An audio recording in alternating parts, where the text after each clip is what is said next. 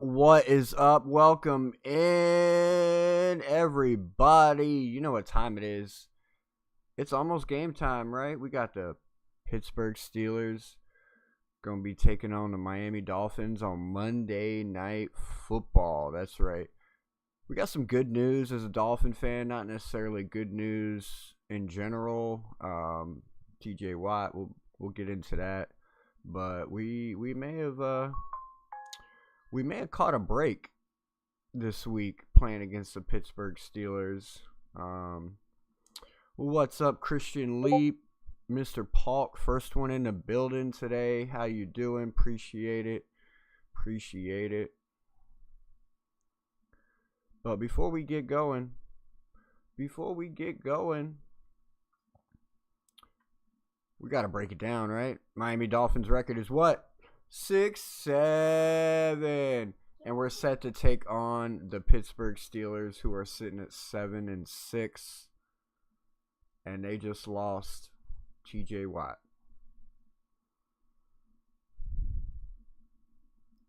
which is a big, crucial part of their defense and what the Pittsburgh Steelers are all about.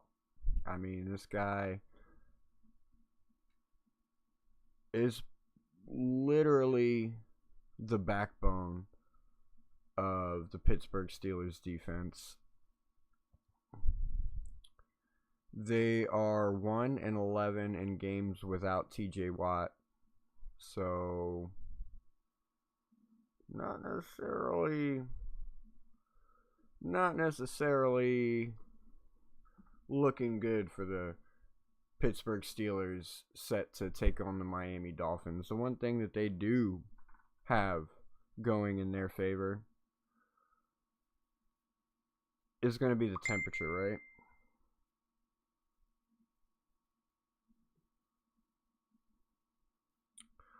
CBR? Who's CBR?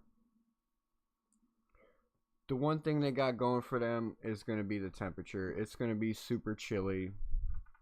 Let's check it out.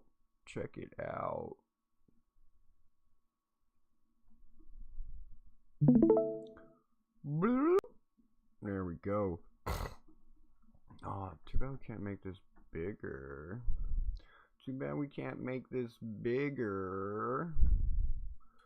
So they're head to head.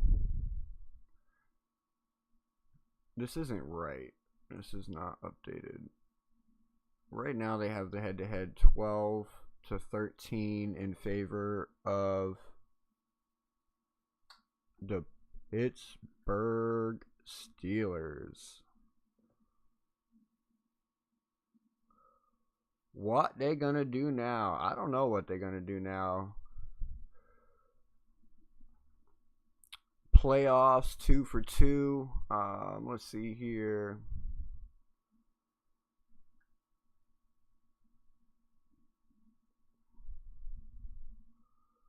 What they gonna do now? I'm trying to see like the comparison here. Defense against defense.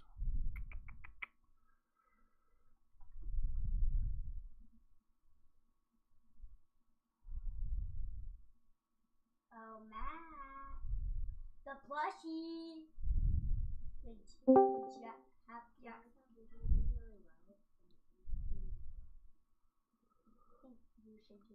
Boom, boom, a boom, a boom, boom, boom, boom. Oh, y'all can definitely hear my kids arguing with each other. What's up? Only the real survive in the house. I know. How you doing this morning? Same old. Good morning. Glad to be up. Good morning. Yes, it's always a good morning when we wake up on the right side of the bed, right? For sure.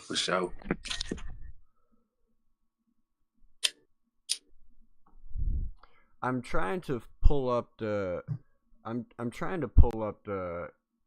info for like both teams, like head to head, as far as like defense against offense, etc., etc. But for some reason I can't find it. I do know that the Miami Dolphins Well, the Miami Dolphins got a break, right? TJ Watt is not going to be playing Monday. That's most definitely a break. What's up, Cap for Life in the building too? How you doing this morning? Yeah, so What up, Cap? Yeah, so TJ Watt definitely not going to be on the field is good for the Miami Dolphins. He suffered an injury to the lungs when he was getting a dry needle injection on Wednesday. Had to go for emergency surgery on Thursday. It went well, but he will not be playing Monday night against the Miami Dolphins. So that's good for our offense. There's no excuse for Tua Tagovailoa and the offense to be able to do get some kind of offense going. We are still going to have to battle the cold. I think the weather is going to be somewhere between 20 and 30 degrees.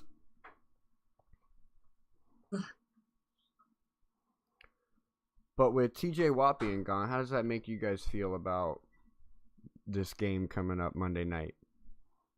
I mean, Cam Hayward still playing, ain't it? Ain't that who it is? They defensive tackle. Yeah. I mean, he's still disruptive. You know what I'm saying? He's a major part of why TJ get to do what he does. Not saying that TJ is not, great with himself, but being that Cam Hayward is able to clog that middle up and eat up them defensive tackles and still make plays on his own, we still got a job cut out for us. You know what I mean? Oh, for sure. But the Pittsburgh Steelers are 1-11 in games without TJ Watt. That is true. It's definitely a completely different defense that runs out there. Yeah, Berman already said the Dolphins win. Charles Brash. I got that video for you guys as well. We're going to play that later. Don't you worry. But yeah, TJ Watt's like the leader of that defense. So that team definitely performs differently without TJ Watt there. I'm loving the fact that he is not going to be on the field Monday because it looks good for the Miami Dolphins. The only problem we have now is we're going to have to battle the weather. But I think they showed last week, right? That if we stick to the run game, we utilize our run game, the cold weather shouldn't really matter much. I don't know how you feel about that.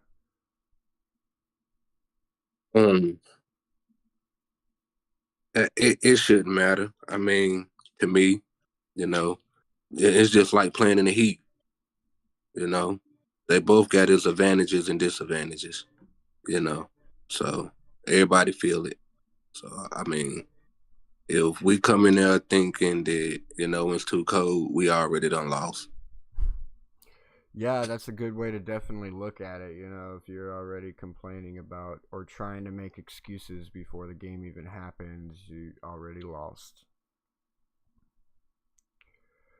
Yeah. Although Tua did have his presser meeting Thursday, and he seemed pretty confident. He seemed pretty confident that the cold isn't going to be an issue, but we've heard this from Tua before, lots and lots of times before, where he acts super confident and then goes out there and puts up a dud. So we done played the Steelers a total of 29 times, including 4 postseason games. With the Steelers winning 15 out of 14, and Miami winning 14. And I saw another stat this morning that Mike Tomlin and the Pittsburgh Steelers are, I think it's like 12-0 or 22-0 on Monday Night Football. So they've never lost a game on Monday Night Football at home. Yeah. So Let me see. It's so cute. I'm looking up something. Gotta get something cleared here. No worries.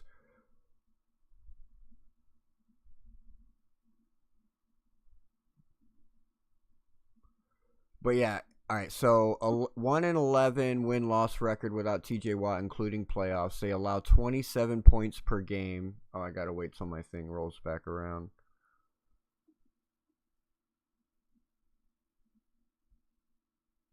Like 380 yards per game.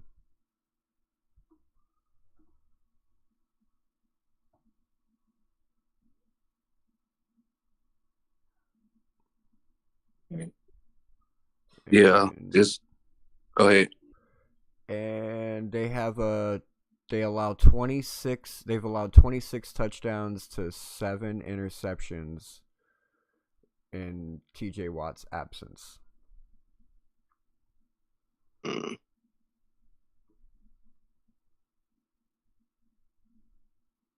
Yeah, that's gonna be a major blow to their defense, being that he's so much of a game changer.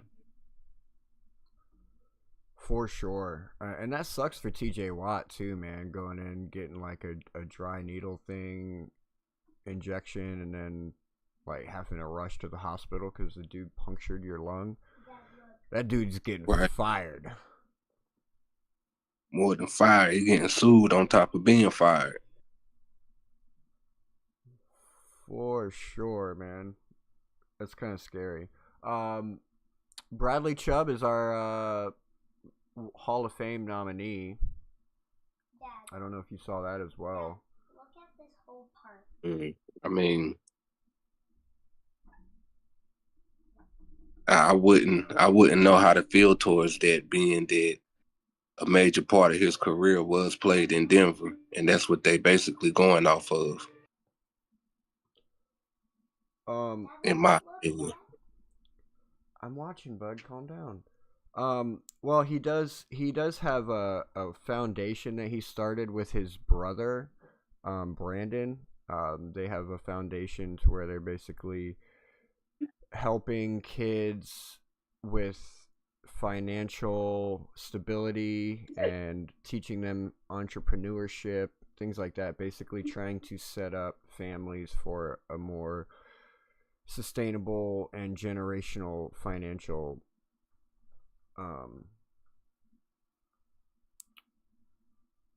what's the word I'm looking for?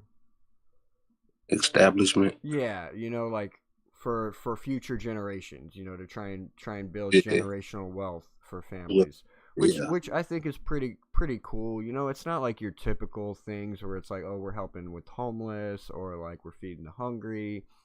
Things like that. Like it's different. I like it because it's like you're thinking about the future. You're not thinking about just now. Like you're like I want to help these kids learn how to make generational wealth for their kids and their kids' kids and things like that. So I like it.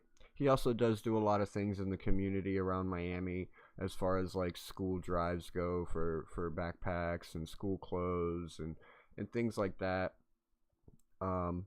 But yeah, I do feel like some of it is probably from his career before coming into Miami. But either way, I'm down for it. I mean, that's a testament to why he got the Walter Payton Man of the Year award, this year as his, upstanding citizen and, standard of a man that he's been upholding in Miami. That's a good testament to that Man of the Year award. I agree with that.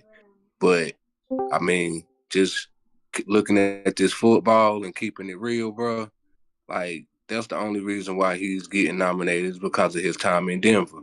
I'm just gonna keep it all the way a buck on that. That's just me. Well, if y'all want Bradley Chubb to win the Walter Payton Man of the Year award, make sure y'all go vote. Y'all go cast your vote, and hopefully he gets it. I also put in all my Pro Bowl votes this morning. I don't know if anyone else has done their Pro Bowl voting or not, but Monday's the last day to get it done. December 15th is the last day to get your Pro Bowl voting in, so make sure y'all go and y'all vote in Jordan Brooks, Devon Achane. Let's go ahead and vote in Tua too. Let's see what he looks like in like a different atmosphere. You know what I mean? Let's see if he. I just want to see him in there, to see him in a different atmosphere, to see if it's any worse or any better. But I mean, we already. Alf Johnson, yes, we definitely do need to be rushing Aaron Rodgers, and hopefully the defense can continue to do what it's been doing for the last 4 weeks, playing dominant pass rushing football. But go ahead, Ken. We must get a fast start for that.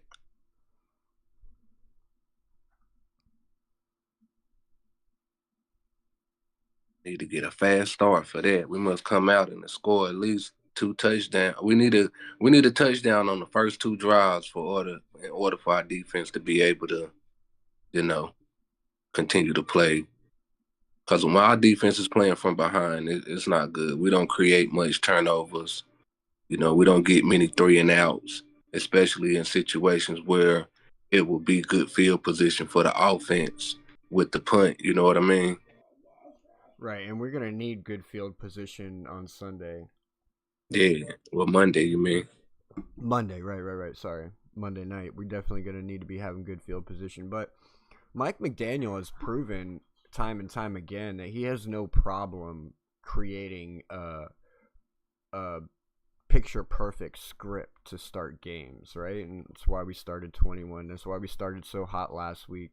The week before, the Carolina game. Like, we start hot in a lot of games. The problem is the script runs out, and then it's like we have to go with the flow from there, and that's where we either struggle and end up losing late in the game, especially in fourth quarter. Like, you can see it start to come out in the second half.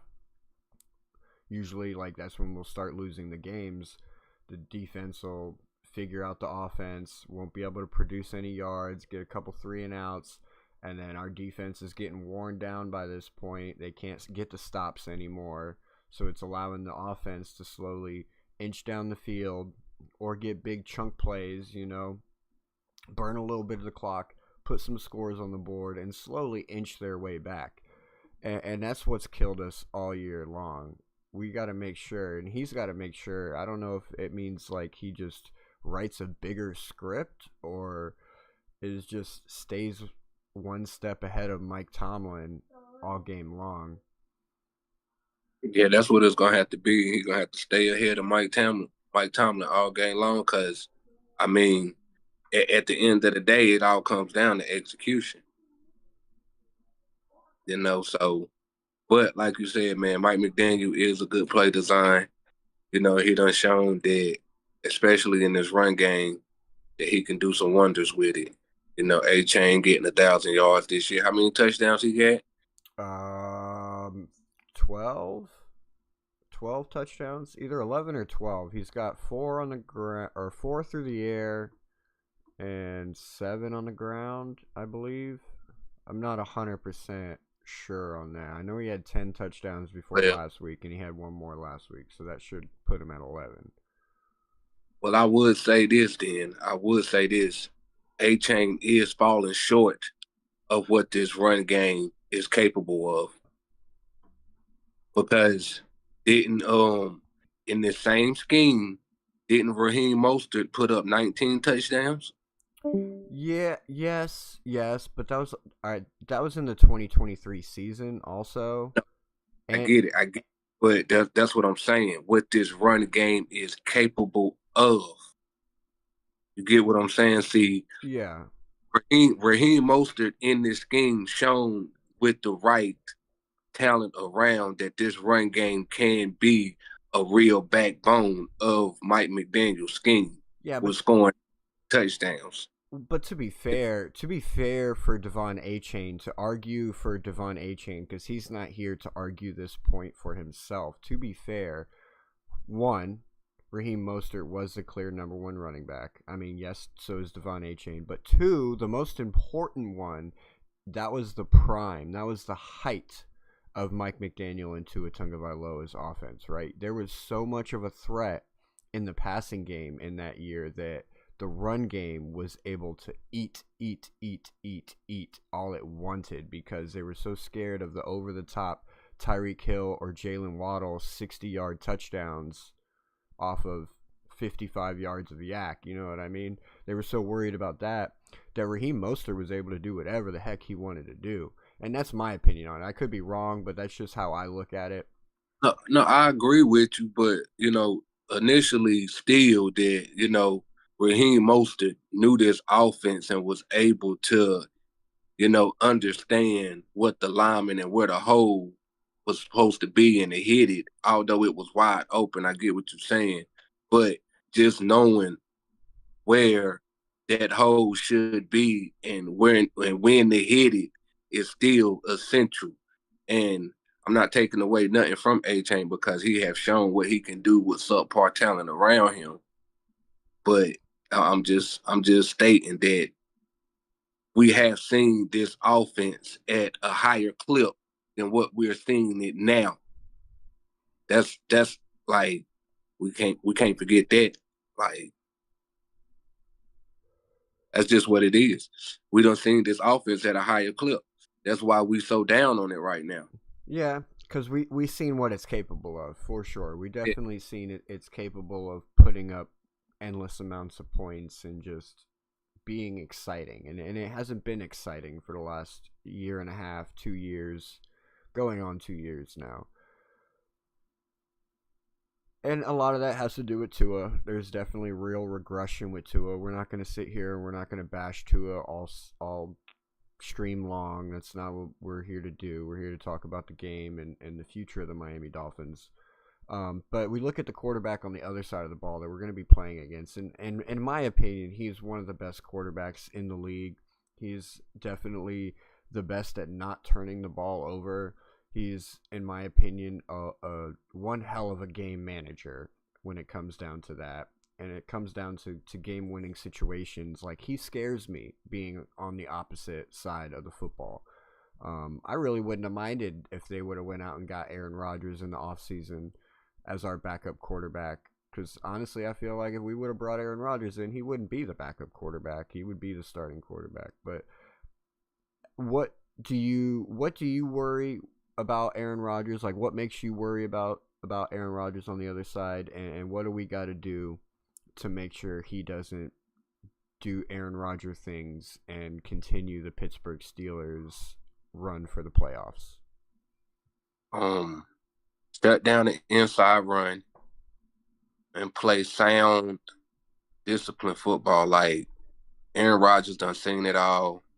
He can dissect the defense, and we just need to shut down the run, early downs, and play sound coverage, late downs. You know what I'm saying? I mean, I understand getting to him, knocking him off his marker, this, that, and the third, but sometimes Aaron Rodgers just as dangerous outside of that pocket than he is in that pocket. Yeah, I mean, so I feel like he ran it in for a touchdown last week against the Ravens. Yeah. So, yeah, like I'm saying, just play sound defense, stay in your rush lanes, sound coverage, and offense need to help the defense out, which they have. You know what I'm saying? I ain't saying they haven't, but this game is going to be real essential. Like, this run game is going to have to really show up because, this still a football that we actually trying to play still a football right now. Like, you know what I'm saying? Run the ball, play defense. Yep. That's what they been the marquee of for years. You know what I'm saying? And we are trying to embody that now. So we really about to go in there and try to beat them at their own game.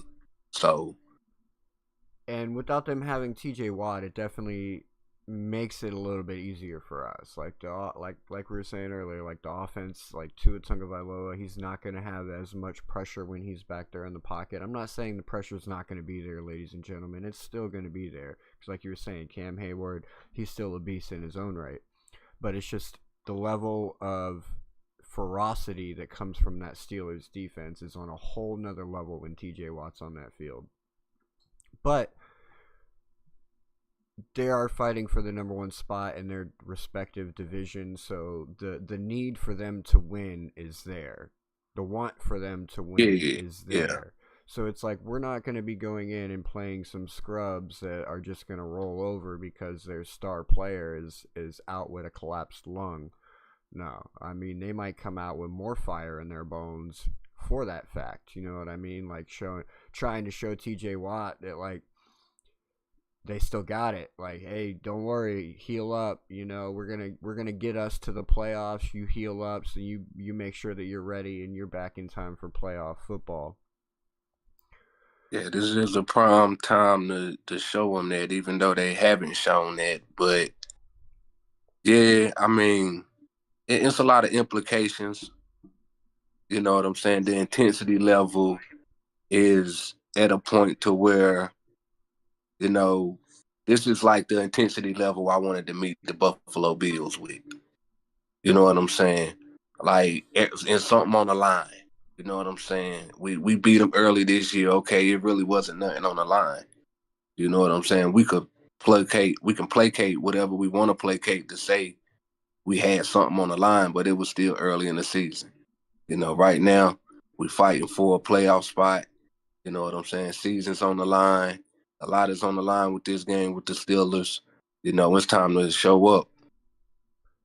Yeah, especially for the front game. We're basically in playoff football the rest of the way out. It's yeah, pretty much. Lose and you're done. You know what I mean? So it's like every game matters. Every game we have left on the schedule matters, because any more games that we lose, we're done. No way you're making it into the playoffs if we have an 8 on our loss column. 7 is even going to be a stretch. We need help with 7, but there are teams that are losing that are helping us, so it's looking good. But we got to win out. We do have a couple tougher games coming up, but I feel like the Pittsburgh Steelers is the toughest game that we have left on the schedule. The Patriots game, that's remaining to be seen. I feel like they're going to be resting starters, so that's why I don't feel like that's the toughest game we have left on the schedule, just because of the simple fact that they probably are going to be resting people. The Tampa Bay Buccaneers are falling apart. They're freaking imploding. We seen them lose to the Saints last week, and then the Falcons in a nail biter loss. They gave up 17 points in the fourth quarter to give up. Well, hold on now, bro. That Tampa Bay and Saints game, yo, I can't say they was imploding on that game. I mean, that was a tough game. Like, rainy conditions, field, footing. If you was to see that game, you would understand why that came down to a nail biter. Now, I know they didn't pull it out, but it I don't know, man, kind of use that word imploding, kind of, I don't care about Tampa Bay, but it was a tough game. It was a tough game, bro. That game was a well-respected game. For me, the reason I say that is not only the fact that they ended up getting riddled with injuries, right? They started the season hot. They started the season like they were the best team in the NFL. Then they ended up suffering some injuries. Okay, they suffered injuries. They lost a couple games, but their offense is pretty much depleted. They're down their starting running back. Now they're down their backup running back. They're down their starting receiver. They're down I see where you're coming from. All right, well, now they got everybody back. Everybody was healthy for that Falcons game. Everybody. Bucky Irving, Mike Evans, Chris Godwin, Buka, Kate Otten, Baker Mayfield. Everybody was healthy. And you didn't see the same play that you saw through the first 6 games, right? You didn't see Baker Mayfield going and making MVP-style plays in order to keep drives going or come back. And how many fourth-quarter comebacks did the Tampa Bay Buccaneers have in the beginning of the season? And now they let the Atlanta Falcons go and bring a fourth-quarter comeback on them. That's why I feel like it's kind of imploding, because they went from great to mediocre mainly because of injuries, but now they're still at mediocre and they have everybody back. They can still get it together. Their division is really soft. They play the Panthers the next 2 weeks, so if they can end up sweeping the Panthers, they get in, no problem. And then they do have the Dolphins in between that, which I have a video I want to show you guys. Go ahead and talk. I gotta find the video and I gotta send it in. So go ahead and run away with whatever. While I put this video up here. Yeah. So I was just sitting here looking at these numbers with the game Monday night, and I mean, on paper, this is gonna be even Neal kind of game, probably, 25, 27 points amongst them. I ain't even gonna say that. I'm gonna say 40 together, because both teams is capable of putting up 20 plus points. But yeah, looking at this on paper, we're gonna have to come out balanced in order to take over this game. Steelers only averaging 89 rushing yards a game. We averaging 126. Well, and not only they averaging. Not only that, our run defense is stopping high-end running backs. They're holding like good running backs to less than 80 yards per game, and I wouldn't qualify Jaylen Warren as a good quarterback, or a great running back. Yeah, that to be honest, this is what I was about to point to. This is why I said, time of possession is going to be a key factor for us because, you look at our numbers, we balanced. We averaging 192 passing yards a game, 126 rushing yards a game. We can't get no more balance than what we are right now. So, the fact that we only averaging 192 passing yards when the Steelers is averaging 206 passing yards. That's what I mean by, playing discipline and sound defense because, even though they only averaging 80 yards, a game in rushing, that's still enough with Aaron Rodgers to, kind of take over a game. You get what I'm saying? He still got DK Metcalf over there too. So I tell you, I really feel like they licking their chops, especially DK with this secondary. Like, I don't know one corner that we got that's gonna hold that matchup physically. Yeah, but you could say Rasul Douglas, but he gonna bully him, to be honest. yeah, no, you're right, and it's already like I'm pretty sure Russell Douglas is the one that's going to be mainly covering him, but at the same time, it's like they don't have any other real bona fide wide receivers. Like that was the biggest problem that the Steelers had this year. Is like they didn't go out and get any kind of help for Aaron Rodgers. He has DK Metcalf and 3 tight ends, and the 3 tight ends that he has, really, like 2 of them are old and washed, and then one of them is a rookie that's 300 plus pounds. It's like he's like a refrigerator, and yeah, it's great if you can get him the ball, but he has a problem catching the ball.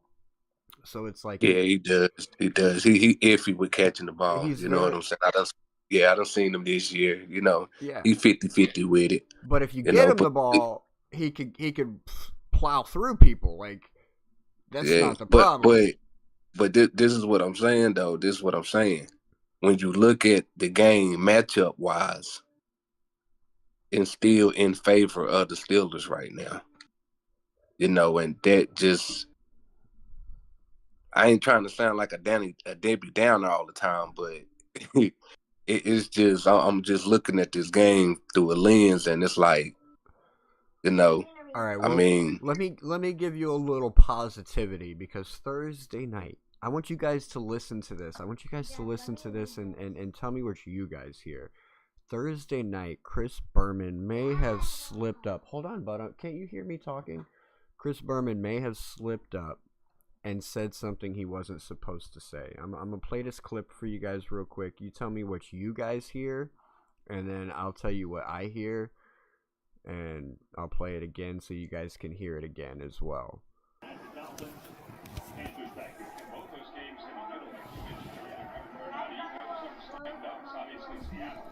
Huge man playing right now in Miami. Since we had him early a couple times, and he put it together right now. Maybe Pittsburgh is saying, oh, yeah, right, look out. 3rd and 3. All right, I'll play it again for you guys.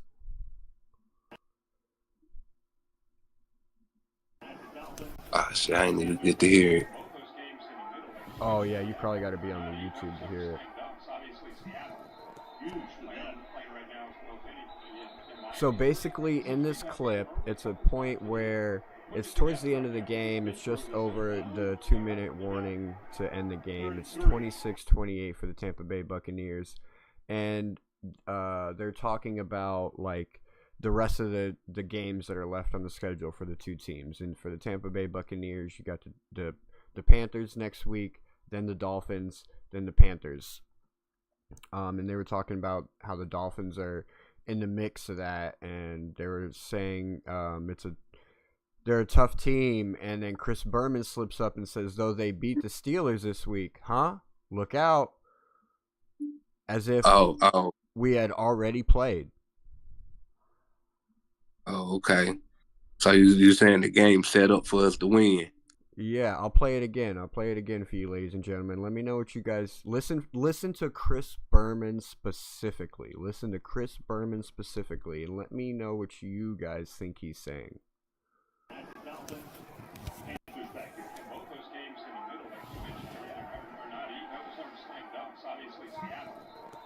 man playing right now in Miami.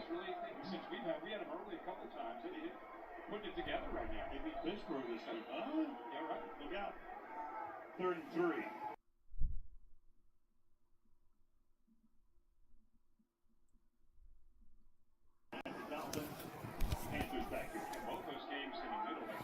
I think I can do one more time. Huge man playing right now in Miami. Since we had him early a couple times, and he putting it together right now. Maybe Pittsburgh is saying, oh, yeah, right, look out. 3rd and 3. But yeah, so I mean that's what I hear. Like I said, it could be a matter of he's saying if the Steelers if they beat the Steelers this week, whoa, look out. But I don't feel like that's what he said. I don't know. He probably could have been exposing himself. He was probably on some coke or something the night before, and he forgetting his days mixed up or something. Right. To me, it just seemed like he had a script in front of him, and he accidentally read something that he wasn't supposed to read. Like, okay, you have the Dolphins winning on Monday night, but Chris Berman already said it. We win Monday night, ladies and gentlemen. It's probably going to be a blowout win from the Miami Dolphins. We're talking 73-0 in my dream. I mean, and then I woke up and it was actually game day. So did y'all so have anybody actually watched the Ravens and Steelers game last week? Mm-hmm. Yeah. And some of them throws that Aaron Rodgers was throwing, tell me you don't see that happening with us, being that our defense is not of stature like the Ravens. You know, I'm just talking about the how would you put it? I guess the guts to even make that play or attempt that pass or some of them passes with a defense like the Baltimore Ravens.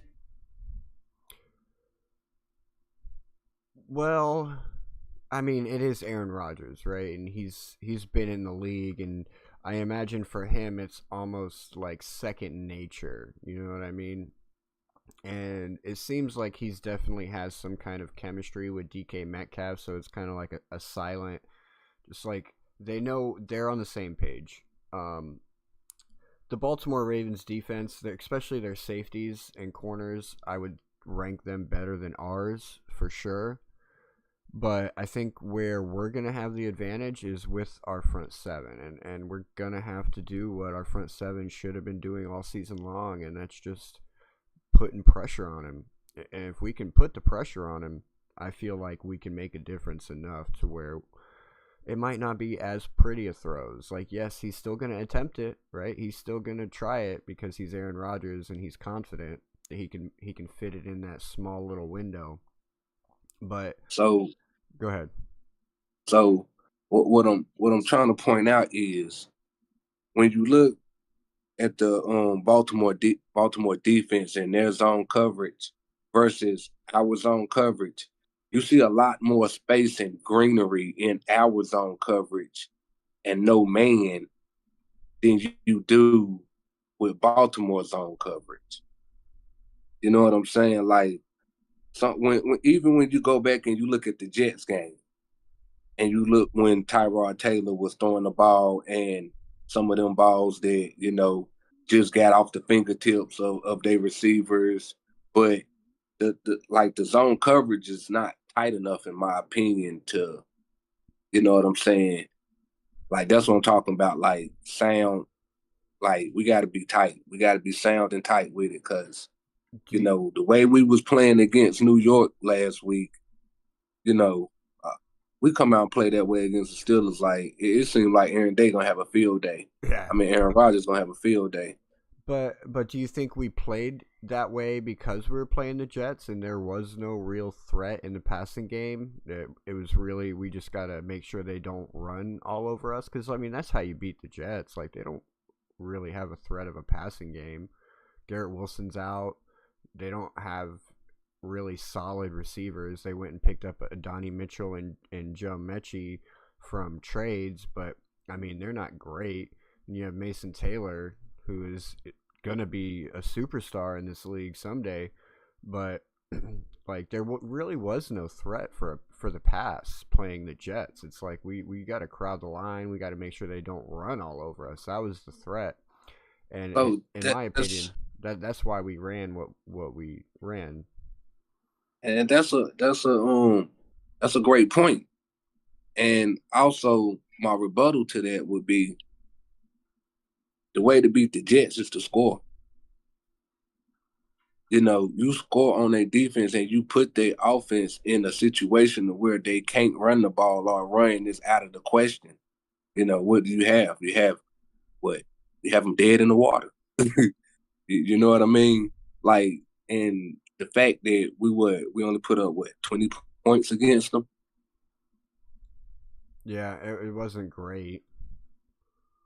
You know, I mean, that's what I'm saying. Like, Steelers averaging one touchdown more than us.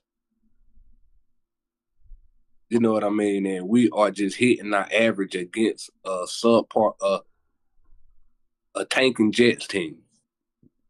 Yeah, who were probably trying to lose that game. Yeah. Like, you know what I mean? Like, I mean, I'm with you, bro. I hope this run game come out and do what they do. And, you know, to me, that just means we're going to have to possess the ball more than them. You know what I'm saying? But even with that being said, even if Aaron Rodgers can pull off three play drives, you get what I'm saying? Yeah. It's just 3 plays, he score a touchdown. Yeah. If he can pull off 3 drives like that, like that's still putting us in a situation where we're going to have to be passing the ball with Tua, and that's what we're really trying to stay away from. We don't want to be in that situation. You're 100% right. We do not want to be in a situation where we have to rely on Tua to not only go out there and win the game, but make game-winning plays. Because he's proven this year he can't do it. You put the weight onto his shoulder this year. He has proven that he can't carry the load. He has proven time and time again that if he has to carry weight, he falls flat on his face. So we can't do that. You're right. We have to control this clock. We can't let the Pittsburgh Steelers get up on us by 2 touchdowns. Like, it can't happen. Because if they get up on us by 2 touchdowns, Mike McDaniel doesn't have the poise to keep his cool, and he's going to hit panic mode, and he's going to hit that, all right, it's time to get past happy, and then we're going to... but in situations, you're going to have to get past happy because, the more you run the ball, the more you just go against yourself. You know what I'm saying? Like, okay, if we go down 2 touchdowns early in the game, you need to stay poised and continue with the run game. Mm-hmm. But if we go down 2 touchdowns after halftime, that's where I smell disaster. You know what I'm saying? I don't smell it too early in the game because we still got time. But if it get to that third quarter and we still down by 2 touchdowns, or we down by 2, you know what I'm saying? Like that's where it starts to smell disaster. Yeah, see, we do need to run the passing game, but it needs to be on our terms and not exactly. A forced hand to where we're down by a couple scores and we have to make big chunk plays because we're running out of time.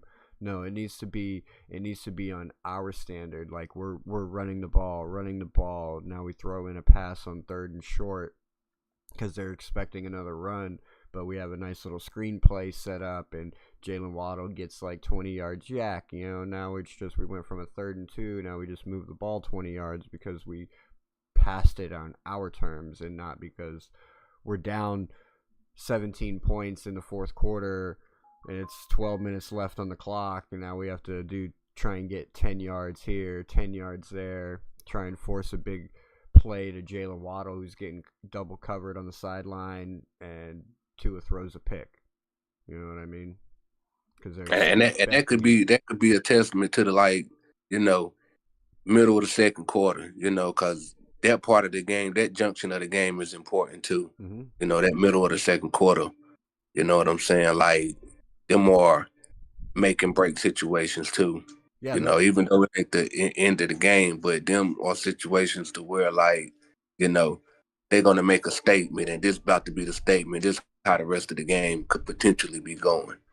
And honestly, it's those moments right there where I'm watching Mike McDaniel the hardest, right? Depending on our situation, right? So if we're at the end of the 2nd quarter, like we got 5-6 minutes left in the 2nd quarter, like those are the moments that I'm watching Mike McDaniel and how he's running this team and how he's managing the clock. Like if we're up, like say we get the ball at second half and we're down, it's like we need to try and get a score here.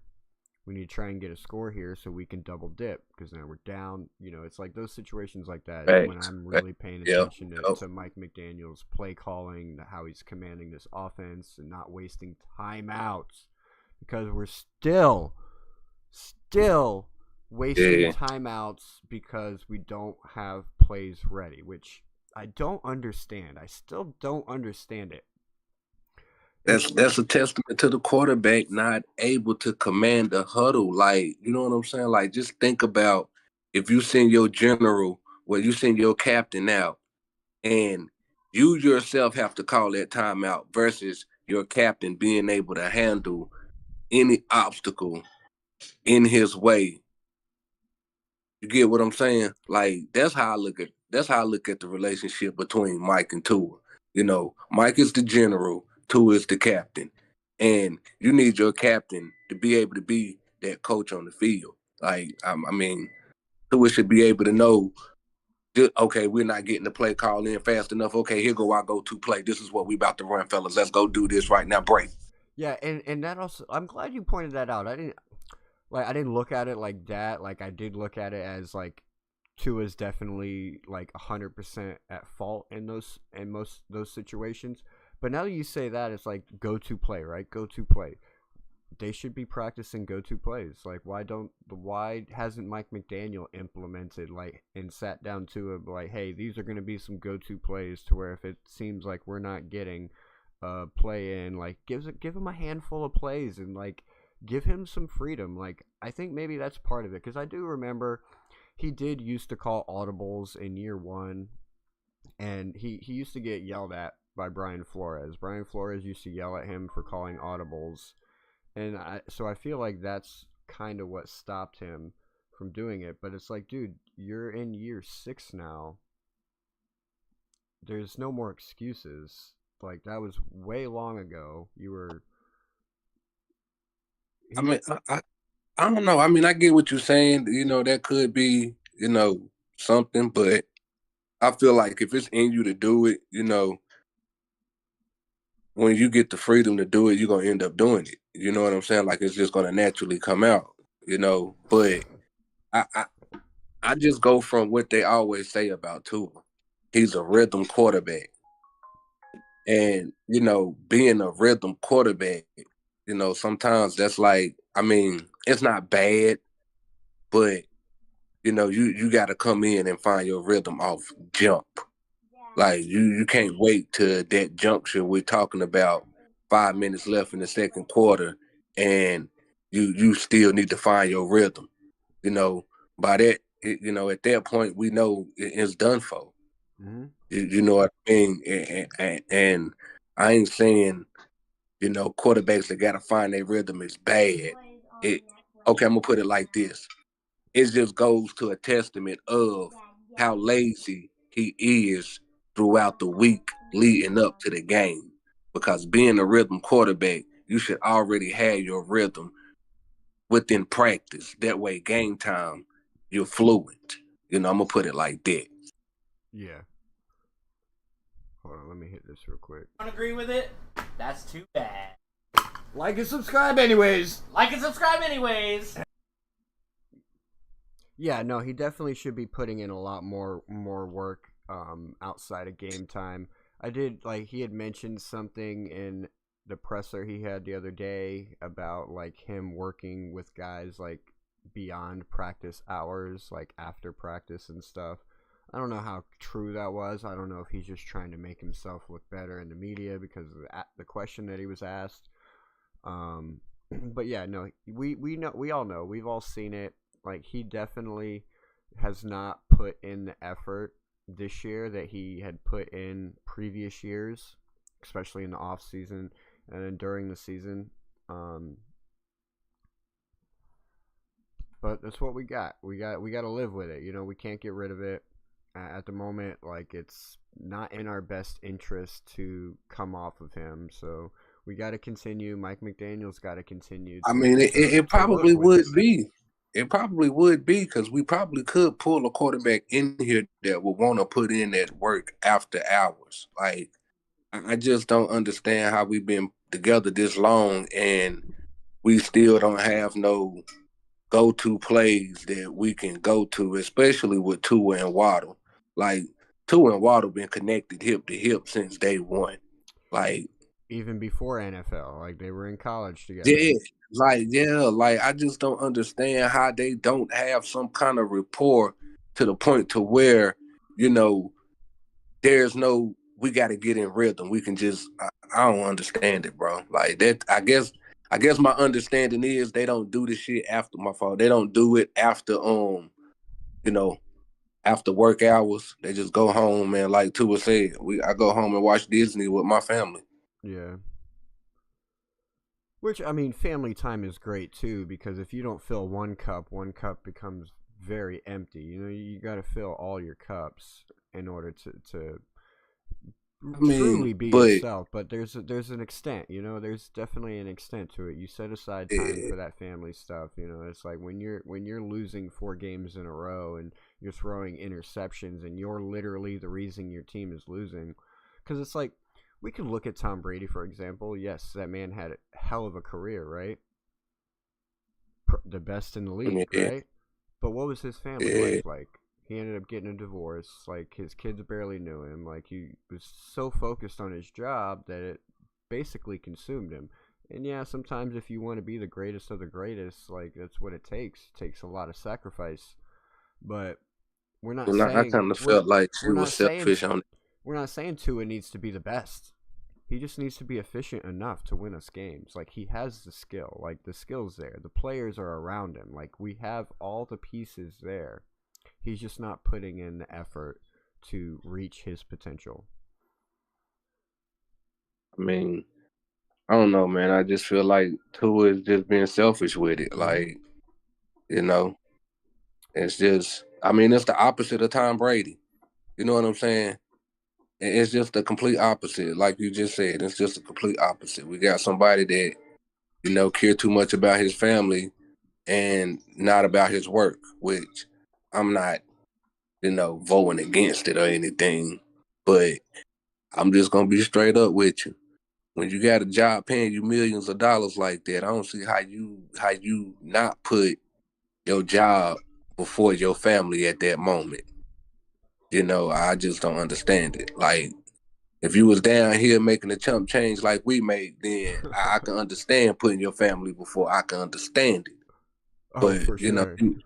yeah, like, it's just, you know, it's, I don't know, man. I guess it just, to me, being where I come from, it just shows the brat into her. Well, he'll You know, figure it everybody. out real quick. He'll figure it out real quick when his free money from the Miami Dolphins runs out and the next team wants to only offer him like the league minimum because he's not putting in the effort to earn a higher contract, earn higher pay. You know what I mean? Thanks. So, before we get into some keys to victory, of course we're gonna drop some of our AFC Eastie Boys commercials for you guys. Got to give the shout outs and the promos going on. First and foremost, we got Only the Real Survive in the building with us, breaking this game down for you guys, and we're about to get into some college prospects for next year. So stay tuned in and make sure y'all smash that like and subscribe. But head over to Only the Real's channel. Go hit that subscribe button. Trying to get this man up there. He can start going on his own channel whenever he feels like it, and talking and joining and having you guys join in and conversate with him. Real dude, talks football, knows his shit. So make sure y'all go smash that subscribe button over there. He'll share the link in the channel at some point, or you can just type it in, Only the Real Survive. We also got Dolphins Cancer Challenge. You can see the QR code up in the top right corner over there. Trying to raise money for cancer. The Dolphins Cancer Challenge been doing it. This is their 16th year running. Since year one, they've raised $87 million. They're looking to raise up to $100 million this year. Man, that's a lot of money for cancer research. And you know what, ladies and gentlemen, we're getting close. We're definitely getting close, right? Technology. With the technology that we have available nowadays, like it's only a matter of time before somebody figures it out. But unfortunately, it takes money, and they gotta take donations, and they gotta raise money in order to do this cancer research, because it's not cheap to save lives, unfortunately. So it takes a community to make a difference. We're doing everything we can over here as the AFC Eastie Boys. For every $500 that we can raise, I personally will be running a mile per $500 every single day, all the way up until the 5K. So go ahead, make me sweat, ladies and gentlemen. If you're not comfortable hitting the QR code, you can find the link on our profile page. Just go to the profile page, scroll down, and it's like the third or fourth link. Above that, you got our Discord. Make sure you're plugged into our Discord. You definitely want to be plugged into our Discord. It's basically how you can get up here and talk with the AFC Eastie Boys and Only the Real. That's how you get linked in with our giveaways. We do giveaways, and that's how you're going to get it. Like, if you win the giveaway, you got to be in the Discord so we could find you. We also throw in parlays. We talk DFS lineups. We're just trying to build a community of football fans that just want to talk football and win money. So definitely a good place to get plugged in. So when you're going looking for that DCC link, go ahead and join the Discord as well. And don't forget to smash a like and subscribe on the way down there.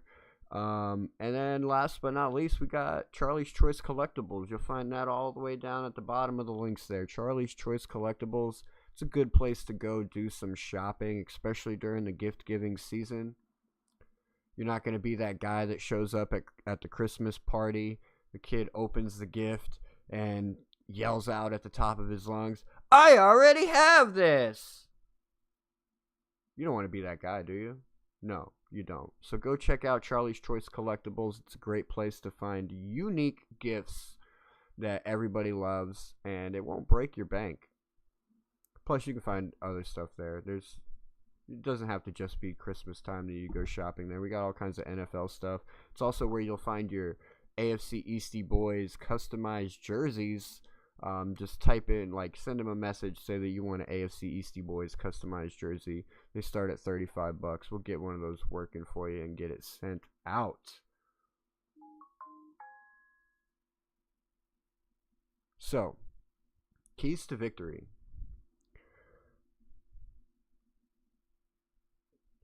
Do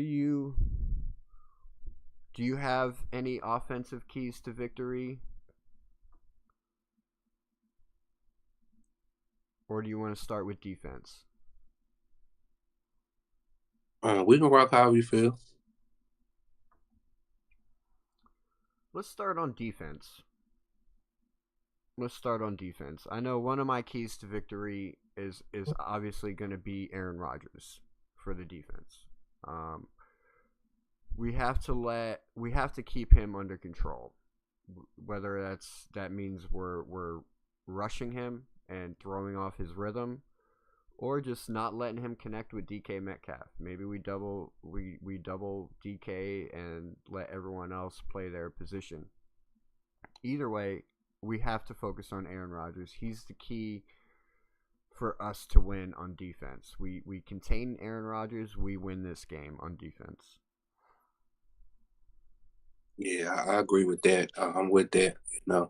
No matter how you shake it, that is the key to winning on defense right now.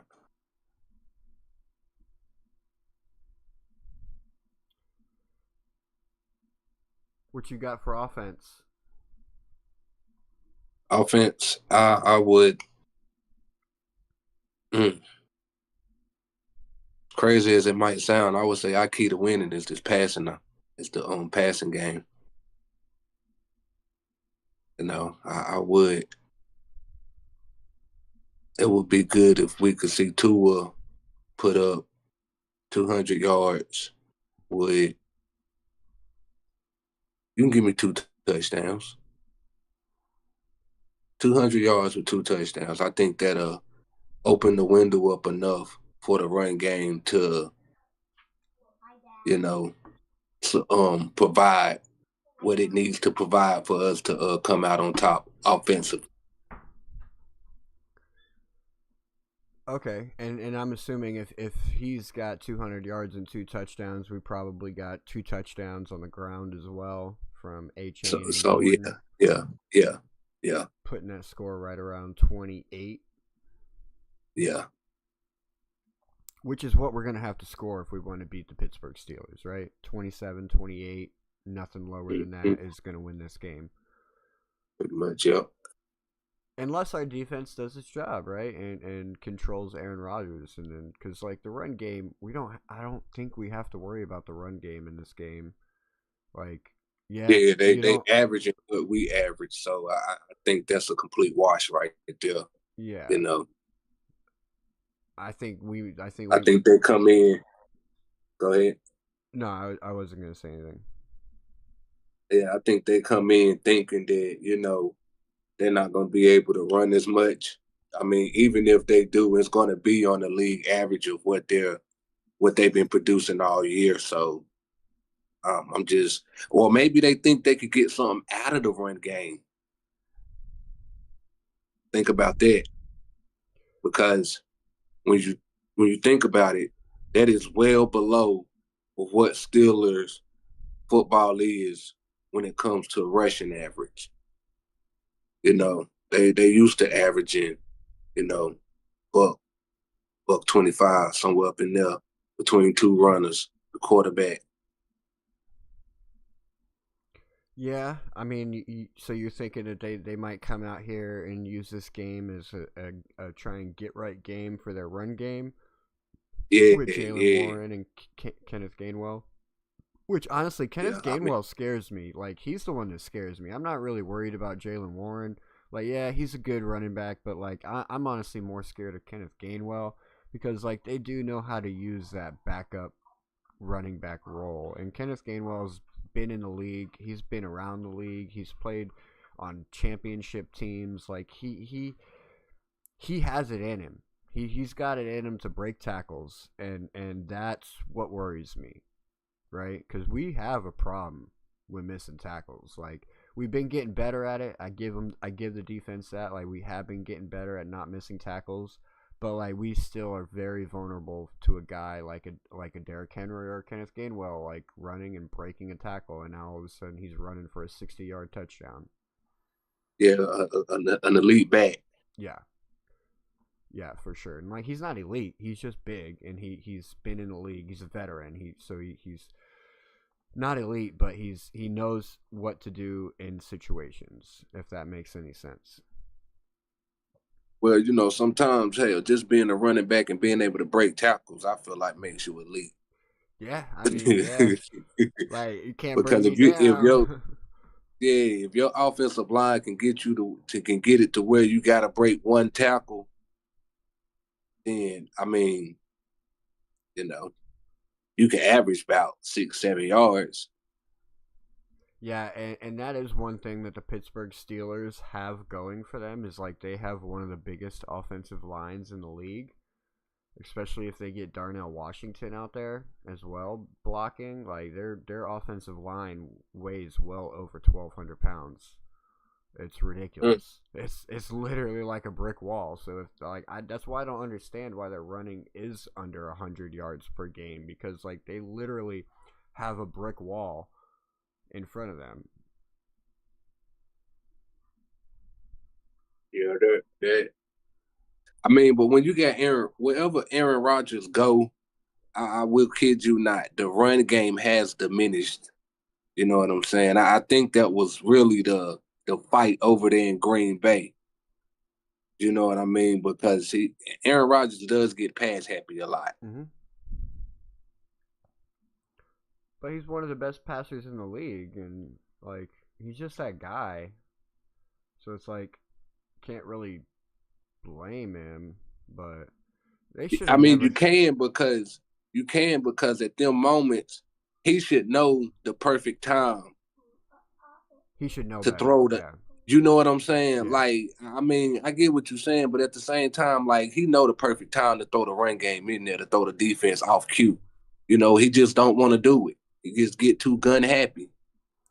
Yeah, and I think a lot of that has to do with the fact that he's not quite sure if it's his last year yet or not. Like, he said it in the beginning before the season actually started, but then he had another interview with Pat McAfee probably around like week 4 or so, and was like super happy and was saying like, I don't know, I might be back next year. Let's see how this year goes. So it's like he's still figuring shit out himself. It's either his last year or he's wanting to come back again one more year. So a lot of the passes that he's making, he's trying to solidify his Hall of Fame career right now is what he's doing, and that's kind of hurting the team in a sense, because he's trying to pat his stats at the cost of what might be a better option in the run game, for what you were saying.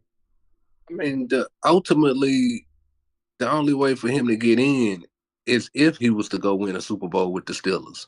Like, I mean, he could take it how he want to take it. Hey, look, I don't normally look at things like this, but he might just be thinking he a white man, he gonna get in. You know what I'm saying? Especially with the numbers.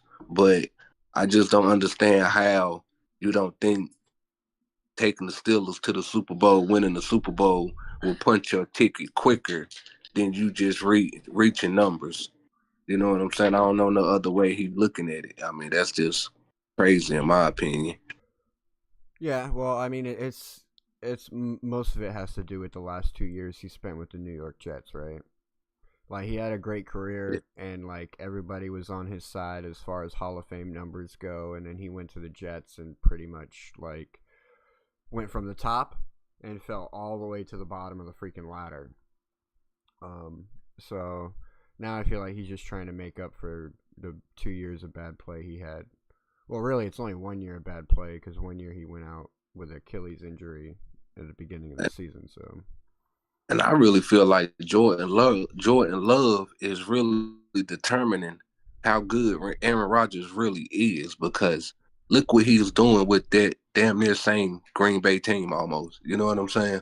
Like, I know it's different players and plugged in, but, you know, Green Bay has almost tried to hold the same identity even when they had Aaron Rodgers there. You know what I mean? Oh, for sure. For sure. What's up, bud? Why do birds that have these kind of feet don't like being in water? I don't know, man. That's a question for a bird watcher, not for a football watcher. Asking me a question about bird feet, man. Hey, it's crazy. I was over in speaking of bird feet. You brought up a memory of mine. I was in I think we was in Europe. Yeah, we was in Europe. And I seen the pigeon. Guess what the pigeon was walking on? It's nubs. Oh, really? He had no feet. Yeah, like somebody done chewed his feet off, yo. He was walking on nubs, yo. Like, I wish I could have got a picture of this shit. That was funny, yo. I ain't never seen a bird walking on nubs. That's crazy. We have a rooster that lives in our backyard. We have a pet rooster, and it basically hobbles around on one foot. Because when it was young, it got attacked by a stray cat in the neighborhood. So now it's like it hobbles around on one foot, like it's an ostrich. Yeah, that's crazy, yo. Like, seeing animals like that and still trucking along like ain't nothing happened, yo. Nah, you know what was crazy with this rooster, bro? When he was learning how to cock-a-doodle-doo, bro, we'd be getting the kids ready for school and stuff in the morning, and like it's already daylight out. It's probably 7 o'clock, and he's just now starting to cock-a-doodle-doo, and he can't quite cock-a-doodle-doo. It's more like oh shit, sound like he goggling something. Yeah. It was funny, like him learning how to cock-a-doodle-doo, because he doesn't have any other chickens or roosters around him to learn from. It's kind of just like, this is a natural thing I do. Why do I have the urge to want to scream at the sky early in the morning? Yeah, that's crazy. I'm gonna go take a quick smoke break, real quick. I'm gonna put on a video for them to watch in the background, and when we get back, ladies and gentlemen, we're gonna talk about the future of the Miami Dolphins. I have a couple positions and players I feel like we should draft. I don't know if Kenna put himself a list together or not. No big deal if you did not. But I will be back in a few minutes, and enjoy this video in the meantime.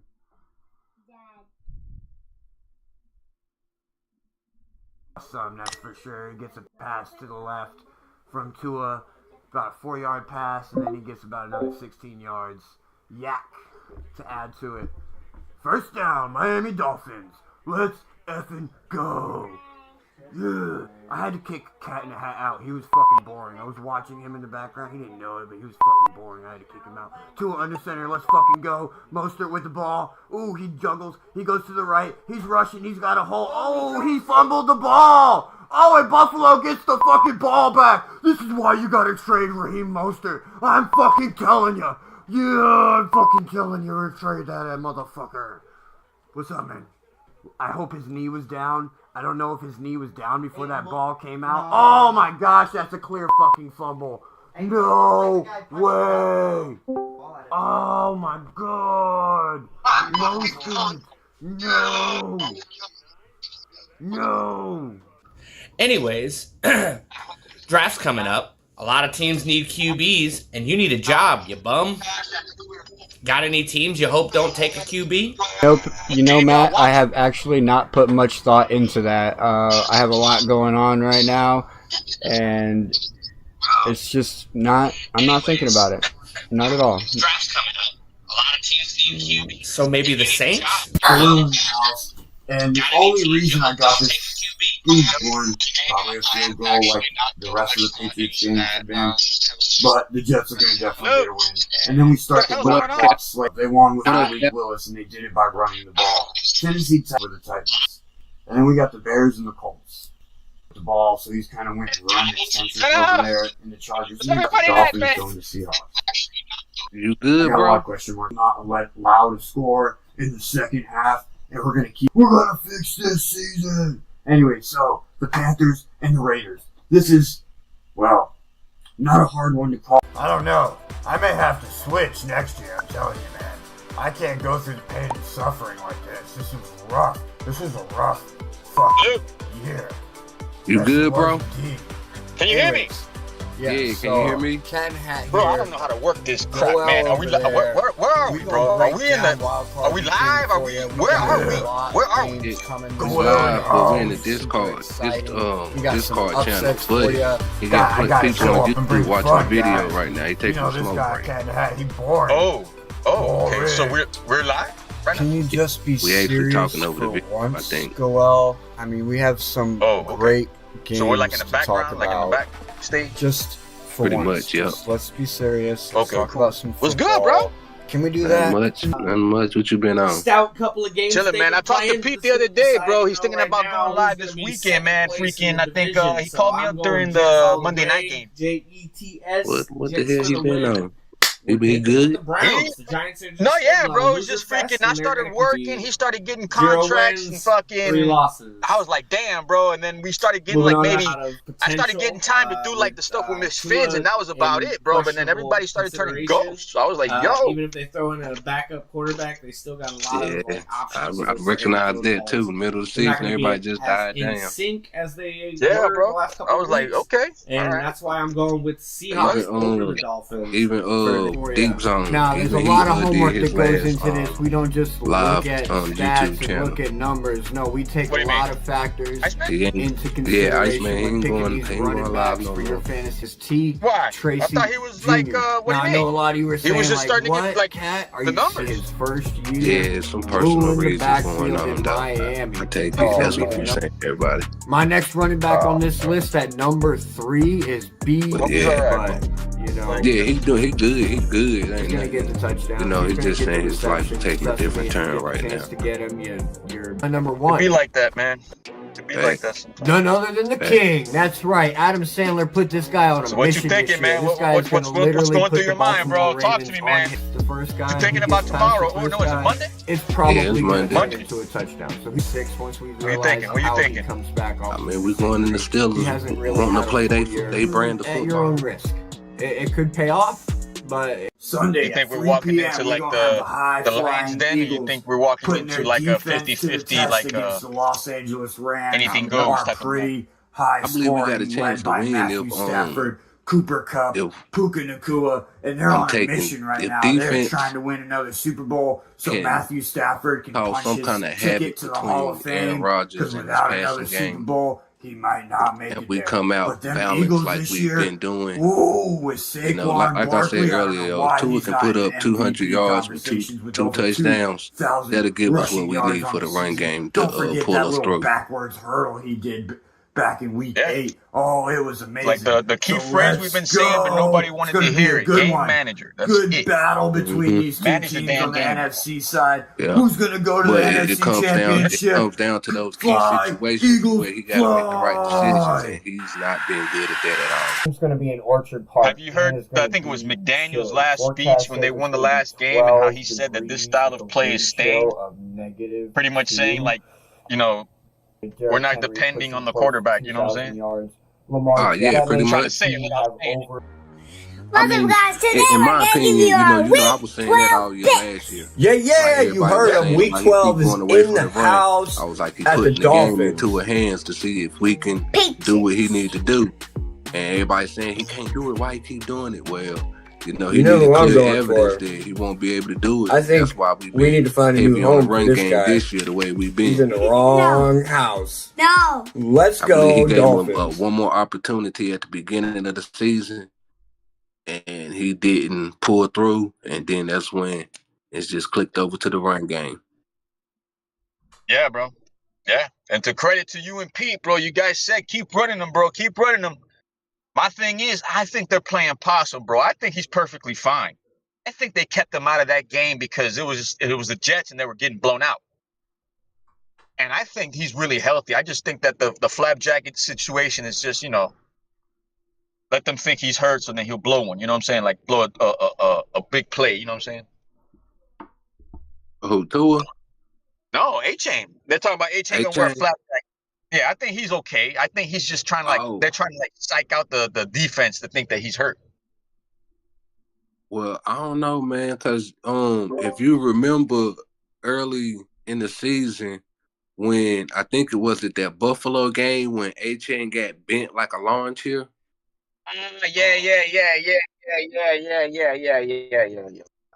So yeah. I mean, I wouldn't disagree with his ribs being hurt, man, because in that Buffalo game, he was taking some nasty hits, bro. Like, if you go back and look at that game, A-Chain was taking some nasty hits, bro. Yeah, that was the fourth quarter. Yeah, when he got hit, I remember that. Yeah. So I mean, I would probably think that his ribs probably are bruised because he never really had a chance to heal from that game. And I think it's with TJ Watt being out, is that going to help or hinder? Or are they going to rest him more? Like if we start to get like a good vibe, like doing a committee, is that okay, or do you guys want to rely on A-Chain? Well, I mean, we got to rely on our committee like we've been doing. Like nothing needs to change with that. Like, yes, A-Chain is our solid number one running back who's going to get majority of the touches, but I think what makes this run game been what it has been is the fact that Mike McDaniel is using Ollie Gordon more. He is using Jalen Wright more and not just putting them in there in situations where it's telling the defense, okay, Jalen Wright's in, it's going to be a run with Jalen Wright.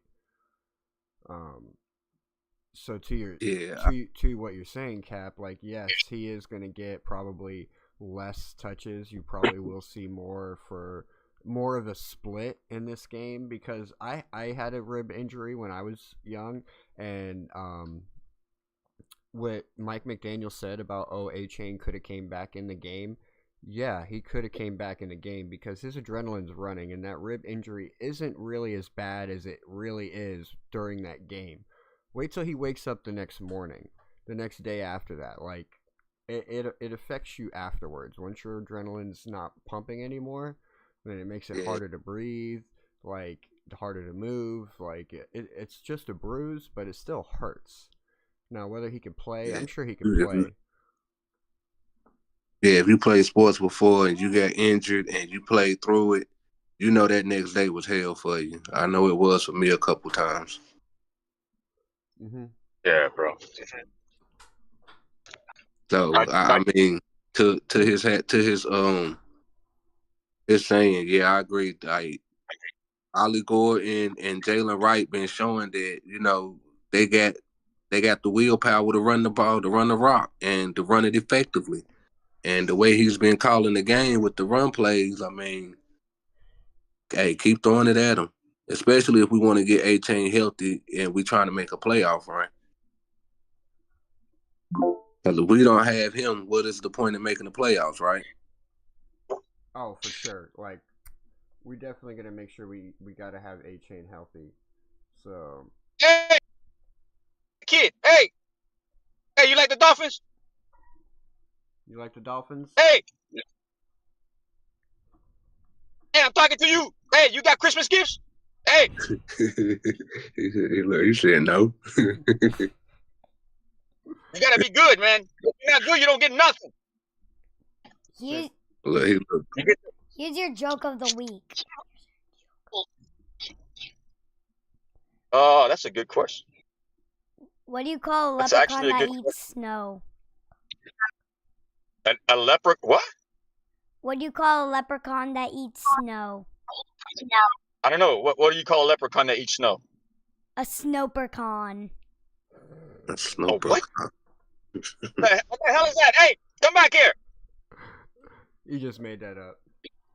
I didn't make it up. Yeah, we could tell you.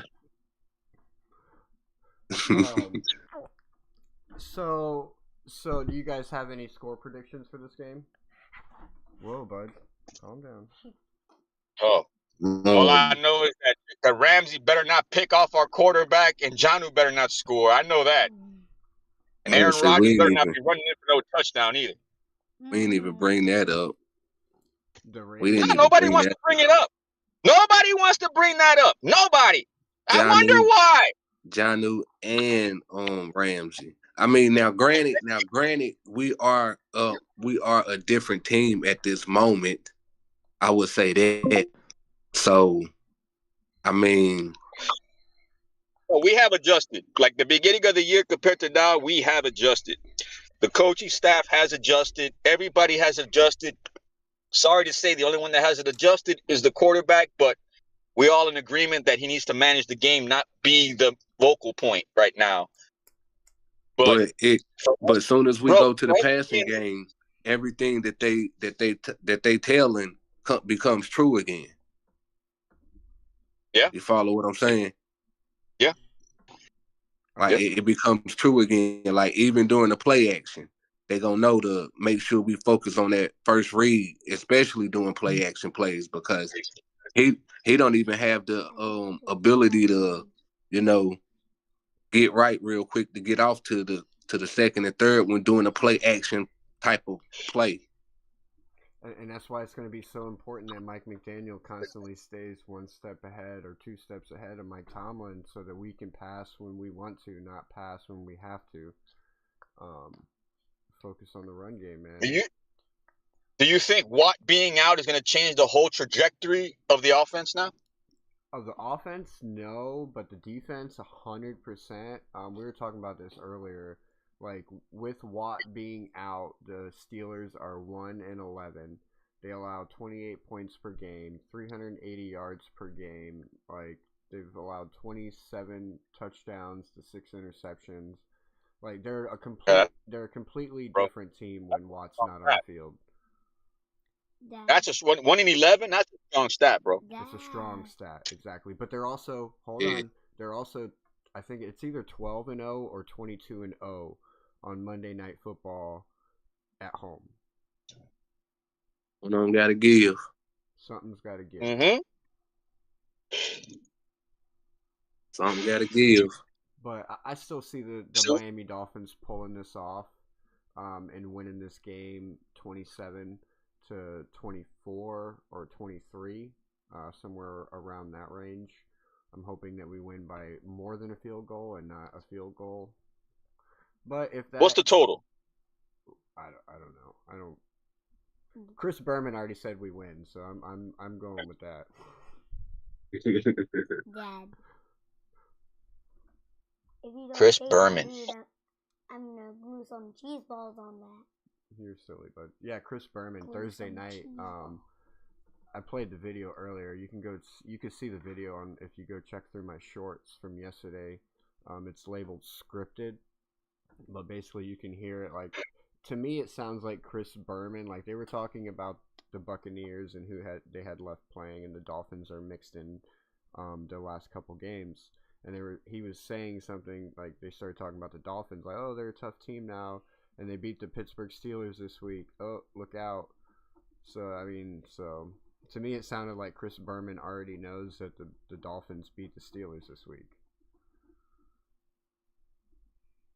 So we're going to Pittsburgh, right? Yeah. They're division leaders, right? I mean, I guess. I would say that division is kind of a wash, and anybody can be a leader at this point. Well, like the Panthers, right? No. I mean, but to be fair, Bengals. to be fair, that division always have been a tough division. So even that division being weak is competitors to a lot of other divisions. You know what I'm saying? Yeah, the wild card too. They're fighting for the wild card too. I made a paper airplane. Oh, nice, bud. Hey, what do you call a cheese? Just not... Hey, what do you call a cheese that don't belong to you? Nacho cheese. God damn it! What do you call a man? I'll be back. Let me think of one. Knock knock. Nobody home. Bah humbug. Bro. And then look, everybody says that what's the difference now that Greer is not here? The difference now for me that Greer is not here, I just feel they're letting everybody play. I just don't I don't know why, but there was restrictions on everybody else before. They didn't have Biggers play before. The one that has not done anything since that trade has been Chop. And you thought, and I thought that Chop was going to probably do way more after that trade. And I've been told y'all Chop was a bust. Y'all don't be hearing me. Bro, and then look, that key component right there. We were depending on Chop after we traded JP. Okay, that didn't happen. So you're telling me now that we're going to face a team that's pretty much in first place with an amount of guys that we traded to get to first place. That's the reason Chris Greer is not here. I just think with Chris Greer not being here mean that, you know, and it just means all the narratives that was out there is pretty much dead now that he's gone. Like that's just, well, you know, to me, I think that's what it's pretty much saying, because like now that he is gone, that's pretty much saying that everything else that was transpiring, somebody done answered for it. You get what I'm saying? Oh yeah, the streets got a body, and everybody made it seem like he had control over the personnel and the personnel moves and the coaching staff. And if they're playing more free and guys are running around in different positions now, and you're getting more of an offensive component now, is that because they're letting everybody play, or just the coaching staff is like, crap, we got to change our scheme? Regardless of what was done, it was done, and it helped the team get better. Am I wrong or right? No, I mean, the team is definitely from getting better. It most definitely seemed like we was able to take a step forward. I think they're realizing that his quarterback that he picked is pretty much, you know, he has his moments, and they're not going to rely on him the whole game. And the guy that he drafted to be a pass rusher, they're like the same thing. He's not going to be the guy, so he has to be a rotational piece. So they're learning to adapt the picks that he made, and unfortunately, they're becoming rotational players, and that's not bad. But, you know, at this point in time, if we're making a run, we need stars to step up. I mean, but just think about Jalen Phillips had to get traded or Chop to get some playing time. They say the same thing about Chop that they're saying about Tua. He's a rhythm guy. Now, again, I ain't saying that it's bad, but again, if you knowing you a rhythm guy and you can't get in rhythm early part of the week before game time hits, then, I mean, you know. And what are we doing? Yeah, what are we doing? Because I understand you need repetition for you to be in peak form or to be playing at your best. But if you're not doing that repetition on your own, then you might as well say you just as good as dead, right? Yeah, that's becoming complacent at that point. If you're just like, you know, complacent or scared. You can't be complacent or scared when you're fighting and you're in the hunt. And that's what makes this game. The intensity level is already at its peak from game beginning, just for the simple fact of this is basically a playoff game.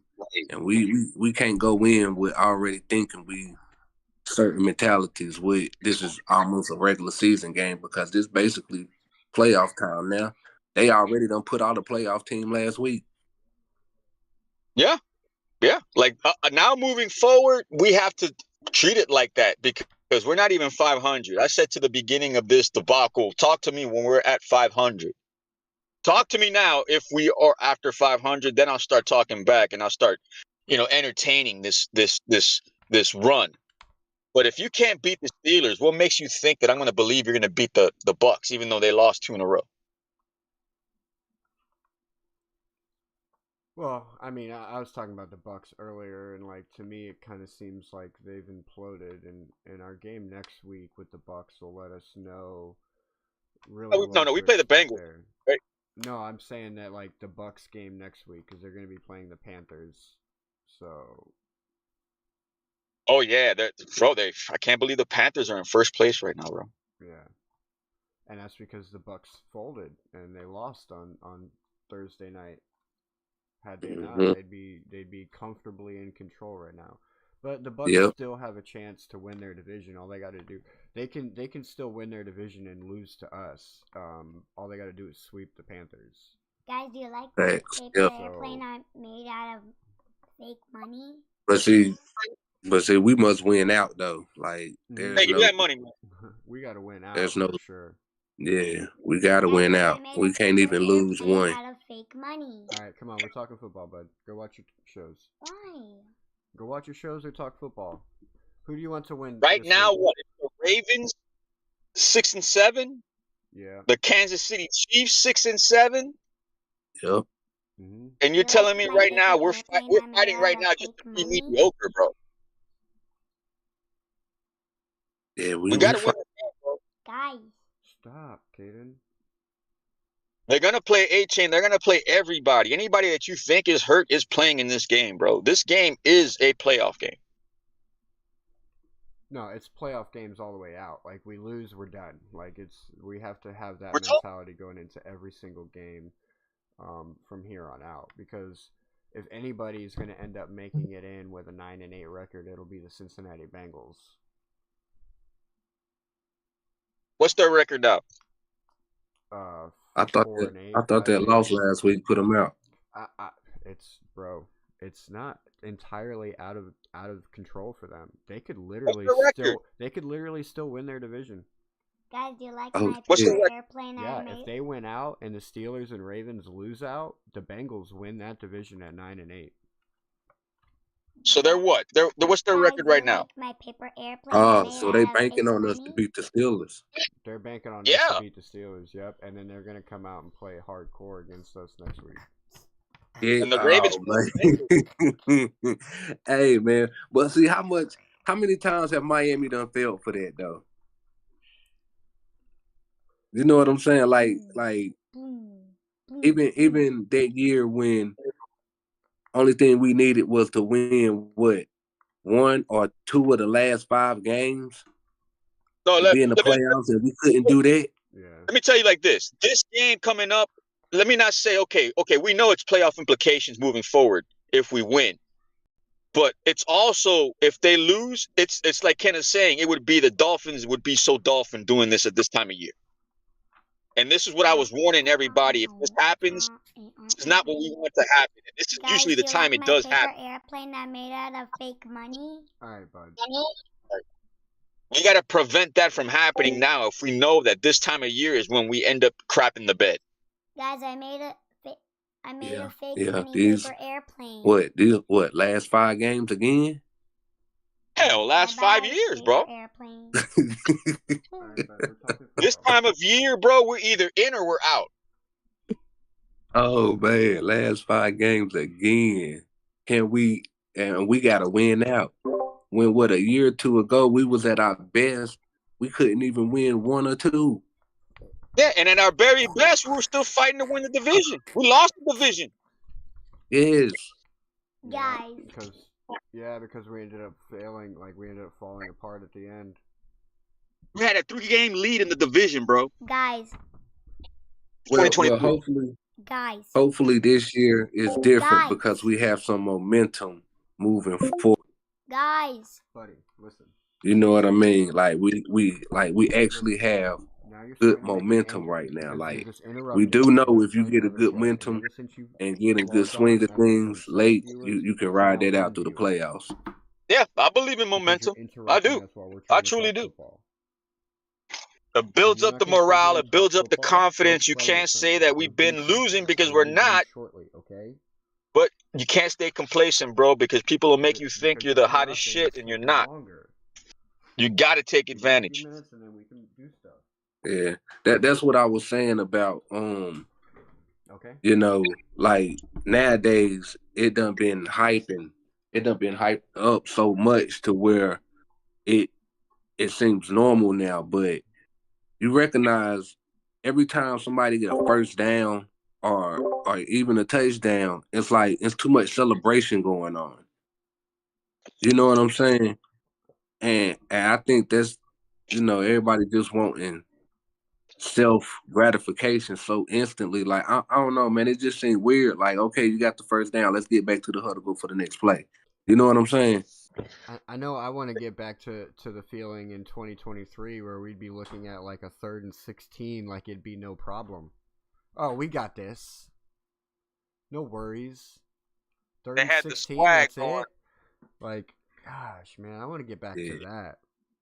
They had the swag going, bro, with the greatest show on surf, and then the tide came in, bro. Yeah. I mean, it would have been cool if they was disciplined with it, yo. Like that was the thing. They wasn't disciplined with it, yo. Like, that excuse me, that little stunt when Tyreek said Tua mad at me and I ain't talked to him in like 3-4 weeks.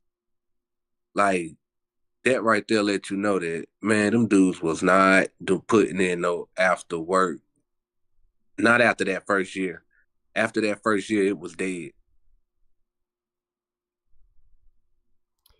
Yeah, it's kind of weird how they went from being able to not only have an elite offense, but able to also have time to practice celebrations and still be that elite, to going to now we can't have enough time to celebrate and be effective. Facts. It took a abysmal turn. So I don't know if you guys can see it or not, but I have a little video going up on the YouTube actually of a guy that I feel like we should be looking at for next year in the draft, in the 2026 draft. His name is Eli Stowers. He's a tight end. He plays for Vanderbilt this year. He started at, but where he really stands out is in his tight end ability. Since going to Vanderbilt, let me pull up his stats here.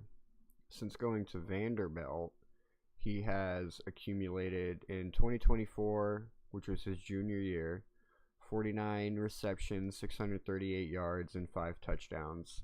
He also rushed the ball 6 times.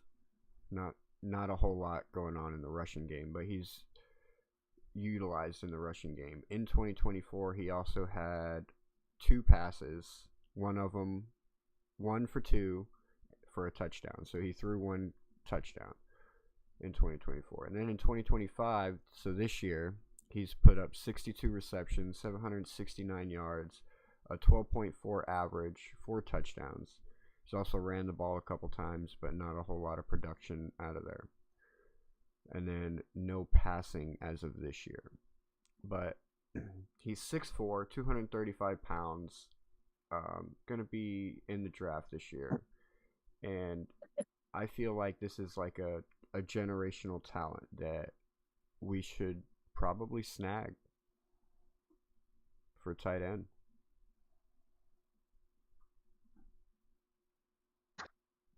I don't know, man, but you saw what Kyle Pitts did. He went off, right? 46 fantasy points. I bet he was on 90% of benches around the leagues. Yeah. Yeah. You know he was. Oh, Lord. And he was in the Waddle draft, right? Was he in the Waddle draft? Yeah, I think it was him, Sewell, Waddle, Devonta, Chase. They're gonna franchise tag him now. They're not gonna let we him had go. a chance to get him. The last thing you would want to do is overpay Kyle Pitts, but the last thing you would want to do is get rid of him. So they're just gonna probably franchise tag him. Nah, they might as well trade him, see what they can get up out of him. I would do that. I would trade him. But worst case scenario, if you don't want to overpay and if he keeps producing here moving forward, Atlanta, I don't know what Atlanta's going to do now, man. they got to do something because having 2 quarterbacks like that, they got to give up something. They paid a lot of money for Kirk Cousins. Well, I think I was talking to a buddy about this the other day. Yesterday after the Thursday night game.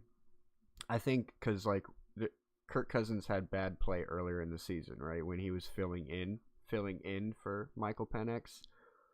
Well, now it's like the end of the year, heading towards the end of the year. Michael Penix is going to be out for the rest of the season.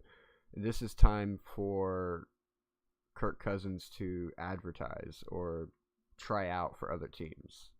He is technically still under contract with the Atlanta Falcons through next year, but I think they have the ability to opt out or definitely can trade him. So I think he's trying out for other teams right now, and that's why they did so well. I mean, I feel like Atlanta need to go ahead, trade Kyle Pitts, get what they can up out of him. Because we got to remember, this man didn't score his first touchdown till his 3rd year in the NFL? Yeah, I don't have Crazy. A lot of faith in him, to be honest. Like, I don't think he would have been any better if we would have got him. Nah, he wouldn't have. I don't. It's sad because, you look at him, you see all the physical attributes. But when it's on the field, it's like, I don't know, man. I agree. You probably wouldn't have gotten nothing out of him. No, because especially at that time, too, like, we already had a guy in Mike Gesicki. Yeah, we wasn't even using Gesicki. And we wasn't Gesicki was a little bit better, and Gesicki was better than Pitts. Yeah, I would say that. I would 100% say that he's better than Pitts. Like, he may not be as big, but, like, his hands are better as far as catching the ball, and, like, he could hurdle dudes. Like, he would make shit happen. Yeah. He just where he fell was his blocking game sucked. So that's why he ended up getting shipped off.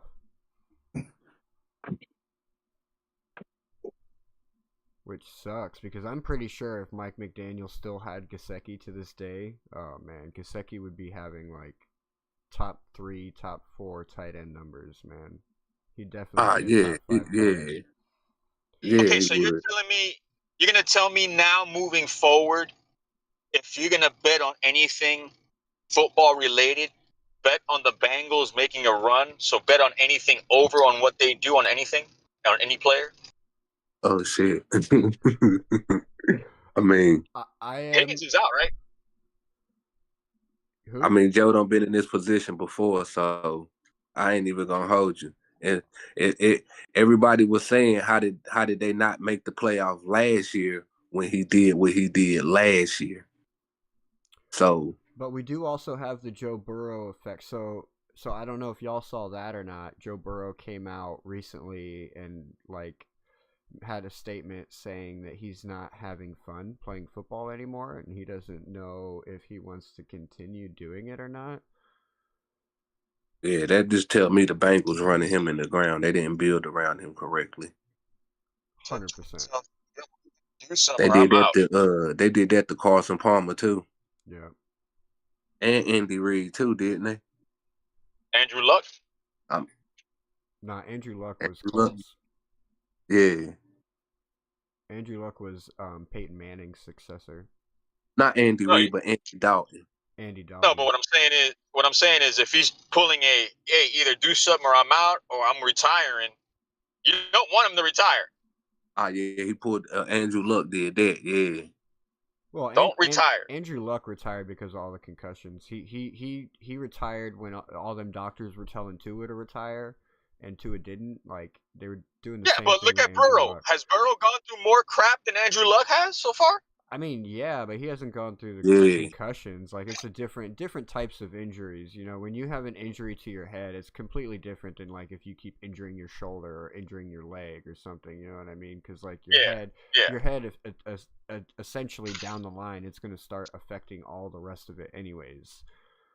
Because it's not a matter of like having the right pieces around when Andrew Luck was there, because he still, if I'm not mistaken, didn't he still have, like, that was the end of the Marvin Harrison era or was it Percy Harvin still? Like, he still had one of those big receivers that played with Peyton Manning over there, and they were still a I don't pretty know. I good just team. know Adrian James and all that. I know he was still leading them to conference championships, and they wasn't protecting his ass.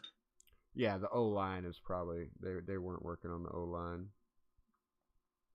But So, I mean, wasn't that the same O-line that Peyton Manning played behind? My point is, Joe Burrow made the Super Bowl with a bad almost O-line. damn near.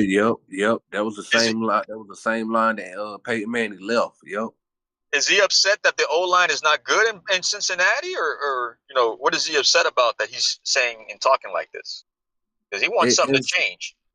But it's what Buffalo going through, being in contentions every year, having that hope every year, almost getting there, and then failing.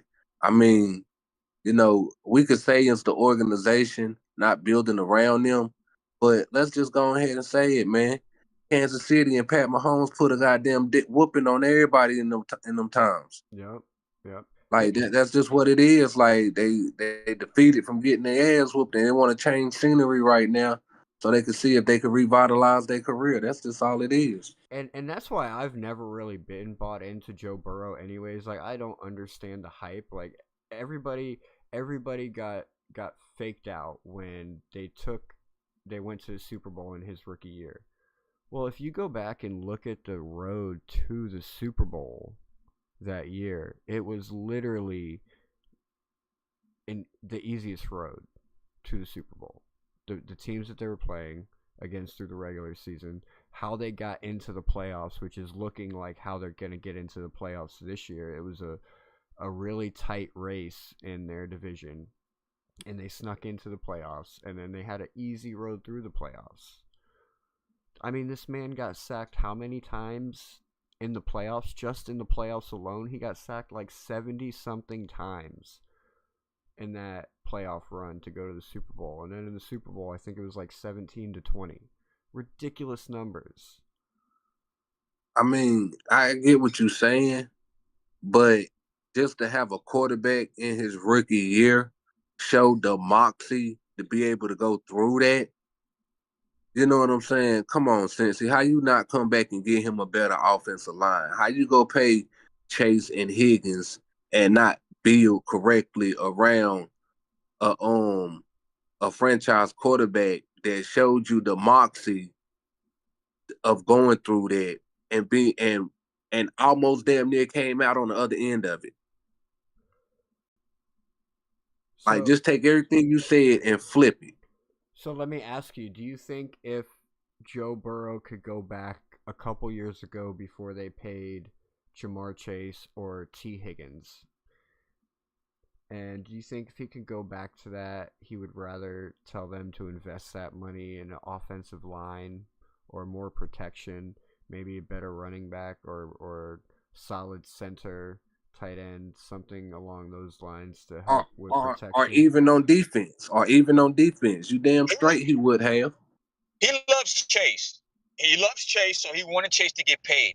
But to pay Higgins over that defensive edge or defensive, what's his name? The defensive tackle, defensive edge guy. Yeah, over him.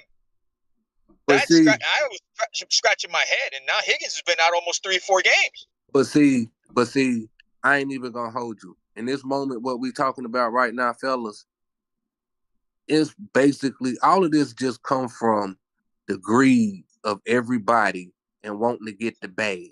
Yep, and that's where I was going. With it. And I'm just gonna say this. Making it, yeah. But if Joe Burrow wouldn't have took as much as he took, he would have had some firepower to tell Jamar Chase not to take as much as he wanted. And if he wouldn't have took it, he could have told the organization to go to, you know what I'm saying? Like, he played against himself when he when he wanted to be the top paid. Right, and that's the same problem the Miami Dolphins are dealing with. Yeah, same problem. Like, same problem. Great point, bro. How many great players, points. Some guys can take less and help the team, but they choose not to. Like, I don't know if y'all know this or not, but Tom Brady actually took less money through his career to put pieces around him. He did it 3 or 4 times, bro. Yeah, he said that. He said he made all his money up doing off of commissions and off of other stuff. What's the other thing that they the deals and say? What? Sponsors. Yeah, office side deals and all of that stuff. Like all that extra money they could earn doing commercials, this, that, and the third. You know what I'm saying? But they're rather. I mean, I understand taking the organization and getting your money. I understand that, but at the same time, if it's going to a detriment of your ability to perform well, then you just fucking yourself. Yeah, don't sit here and complain to the media that they're not putting the proper pieces around you and they're not protecting you, and you're not sure if you want to continue playing football. You don't know if you want to go on. Well, why don't you do what Aaron Rodgers did last year and give some of that salary back? Thanks. Great point, bro. You know, why don't you? I mean, we can look at it from both ends. We can look at it from we can look at it from CEO perspective, and we can look at it from player perspective. Let's put it like this. We all saw when the NFL started merging with all these corporations and they were going to make more money throughout this collective bargaining agreement moving forward. Now that that has passed and that wave of money came in and those players got a good chunk of that money, do you think that all this other contractual stuff with new money is going to end now? Like they have to fall in line pretty much with the money they have now? I mean, I feel like it's gonna go back to the salary cap is going up, right? Yeah, it's gonna go up it's again. Supposed to, yeah. But I mean, it's gonna take a hit, man. It's gonna take a hit somewhere. Last year it went up 25.4 million. This year it's supposed to go up anywhere between 21 and 25 as well. Because aren't the reason why the NFL is branching out to try to be more global? It is for the simple fact of they was starting to lose seniority revenue over here in the US. Yeah, it kind of started. Well, all of that kind of started because of the Colin Kaepernick thing, right? Not only that, it's the CTE stuff too. Well, before that, it was the Colin Kaepernick thing with the kneeling and all of this yada yada. So during that, they ended up losing a lot of old heads, military vets, things like that. People that honestly were going to be moving out of NFL soon anyways. So they did start branching out and reaching out. And plus you got to think the age of social media, the ability to get more views, more audience is more accessible now than it was 10 years ago. Like you 10 years ago you couldn't play NBC in Australia or in Germany. Well, I mean things like that. I mean I ain't against what Colin Kaepernick was trying to do. I just feel like the NFL had to, but see, this is what I'm looking at. When I say this is where I'm coming from. I'm coming from the power of having the ability to manipulate people. And when you have that power and you don't do what's right with it, you are just as much at fault as anybody who tries to make a statement within your realm of power. You get what I'm saying? Mm-hmm. And I'm just saying, like, the NFL could have got ahead of what Colin Kaepernick was doing, and they could have did it that way. But but for the way times have been changing and are changing, I just think that, the NFL really shot themselves in the foot during that time when they was losing viewerships. They were blackballing a lot of players too, man. A lot of players were like, you know what I'm saying? Yeah, that too. Because I mean, let them back in. Yeah, like if you trying to stand up for something that's right, then it shouldn't be no reason why the NFL didn't want to really jump behind him in that movement, because within that time he was speaking up for something that the NFL is kind of guilty of, but wasn't the reason for the action. if that makes sense. Well, I mean, at the end of the day, the NFL it's a sport that we all love and we all play, and The NFL is settling. politics. That tells you all you need to know. Politics should be left out of the NFL. So. Yeah, no, they ended up settling with Cap. That tells you all you need to know, bro. They know they were wrong, and they tried to fix it moving forward with everything else with Gruden and all that other stuff. But where I was going is I'm just saying to try to blackball him from not coming back into the lead of playing is you know what I'm saying? Like, yeah, but they did the same thing. They did the same thing to Ricky Williams over smoking weed too. So it's just a matter of timing. Like the timing was bad. If Ricky was not wrong, look at Ricky now. Playing nowadays, Ricky was right. It would be a completely different situation. He'd be able to. Yeah, but Ricky was right at the end of the day, bro. Ricky was trying to tell everybody they're working us into the ground, and we're not doing anything, and we're not making anything, and we can get cut at any time. Like we need something to help us heal. You know what I'm saying? Like I don't understand what was the problem. Now they're accepting it. Now the NFL is accepting it. Yeah, like that's what I'm saying. Like that's what I'm saying, Cap. I mean, Cat in the Hat. It's like when you have that power, it's the power of manipulation. It's the power to be able to change things if you was just to, do what's right instead of stick to something that isn't working. You get what I'm saying? Like, I get what you're saying about the timing and it was the timing of all of it.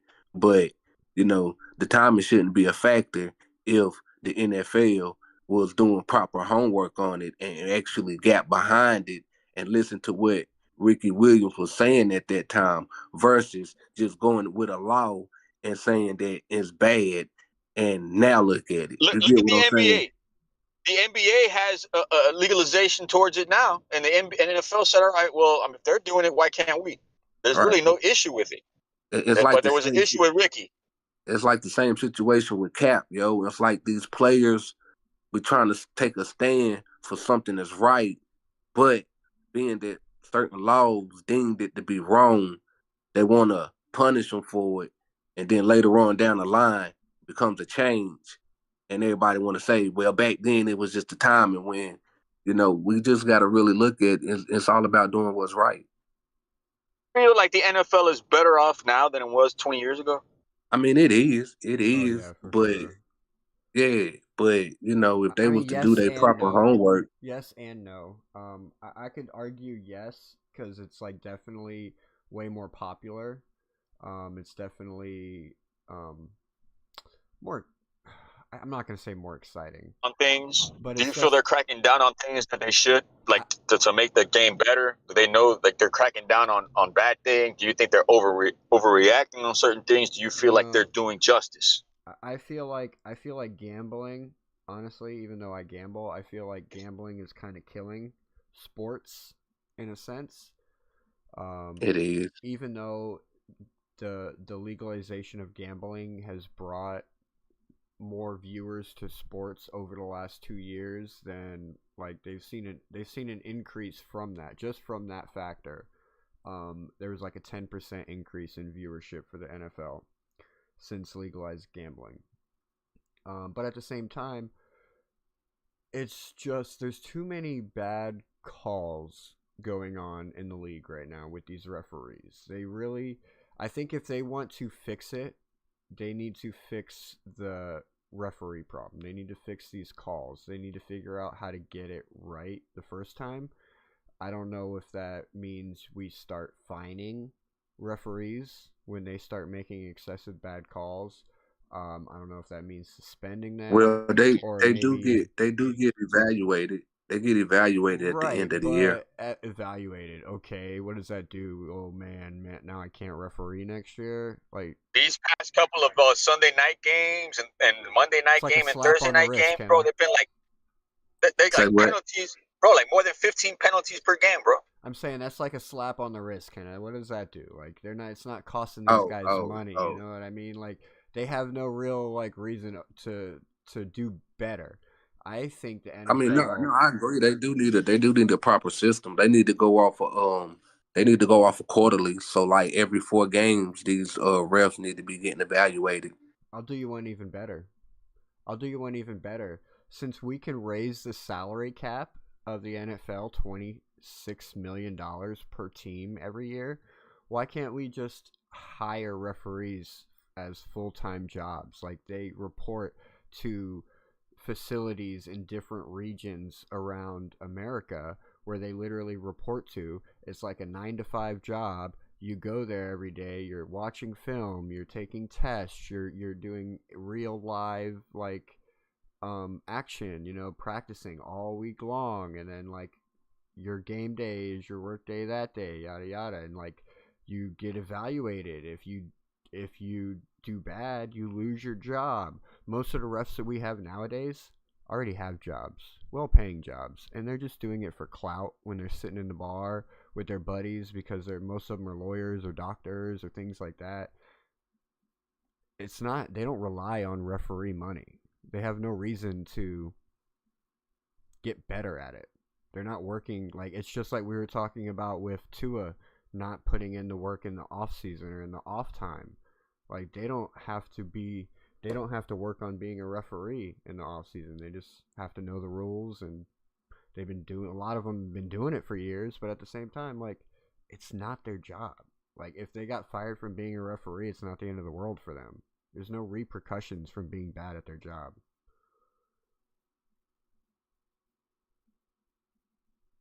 But I bet you if you started fining them and they had to pay $10,000 because they were making bad, obnoxious calls. It's the whole team. I think it's like you can't just find one off a squad that's refereeing a game. Like, all of them have to like get hit. You know what I mean? You're saying like fine the whole squad? One gets fined, all of them get fined. Like, they're all together in that. Right. That's pretty much one head coach. I mean, not one head coach. One head ref is the one with the white hat, I believe, and the other ones with the zebras. They fall to him, but that's his squad. So I mean, they should all pay the hit if one person screws up. Yeah, I think you need more than one white hat out there. It should be 2 white hats. Yeah. Or put more cameras, bro.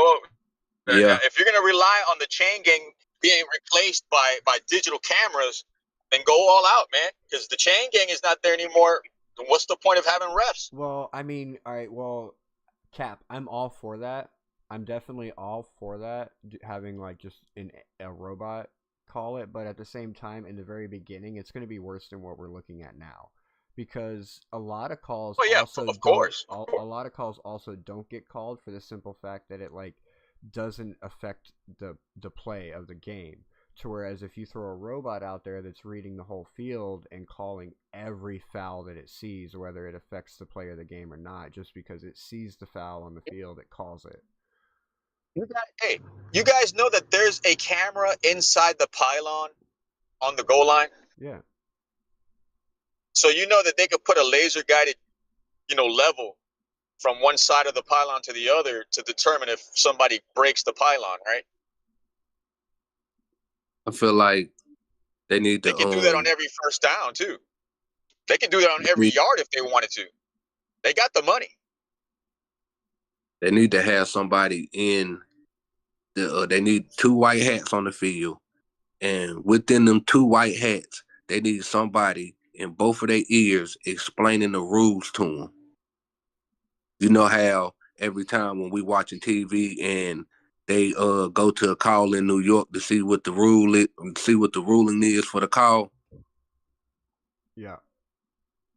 They you know what I'm saying? Like, them 2 white hats need to be in the ear when they make the call. The ruling of the call needs to come up, and the 2 white hats need to come to an agreement on what it is, and bam, that's it. Looking at replay.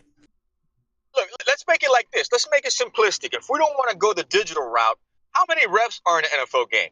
Let's do it like this. How many refs are in an NFL game? 5? Oh, I think there's more than that. You got okay. Let's say 7. Let's say 7, just for craps and giggles. That's right, 7. Yeah. Okay, let's say 7. Why not have 14? I mean, we don't need too many. Refs? We don't need too many now, because there's a lot of opinions to be deciphering. Let's say 10. Let's say 10. Why not have 10? The more eyes, the better, no? I mean, but I mean, I get what you're saying, but we don't need too Like many if you want opinions if you to be want deciphering to. if you want to have 2 white hats, that's an additional ref right there. So that's 8, right? You get 4 white hats, and then the rest will be, you get 4 white hats and 6 refs. Okay. Each You get what I'm saying? ref got their crew. Each ref got their crew, and neither one of them can almost make it like a little challenge thing to where which team calls the game the best type deal. Like, or you can have 3. Look, you can have 3 white hats and 6 refs. I'm sorry, or 3 white hats and 7 refs, and you can have 2 refs per white hat. You get what I'm saying? Yeah. Like you said, you have one in charge of 2. Are you sure this is what you saw? No. Are you sure that's what you saw? Rely to the guy. Oh no, you guys gotta be sure, because I gotta go tell the other white hat. Yeah, because the white hats would be the only ones to make the call or come forth with the what they saw. But that's prolonging the game, though. Yeah. Either way, I get it, but we gotta do something different, man, because that's prolonging it right now with all these damn penalties. Yeah, and the referees right now in my opinion, the referees and the calls are what's really killing the integrity of the NFL at the moment, because too many games are getting decided or lost or won because of certain referee calls.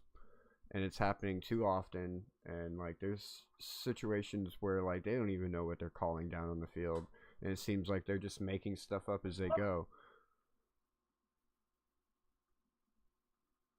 So that would be probably the only downfall of the NFL right now. Would probably be what, right? Yep. In my opinion, like that's the biggest thing that's hurting the NFL is the bad calls from the refs, because there's too many games that have been decided based on that call, like that. Oh, that call was you could take last week, for example, with Isaiah Likely with the Baltimore Ravens with that touchdown on the end zone, right?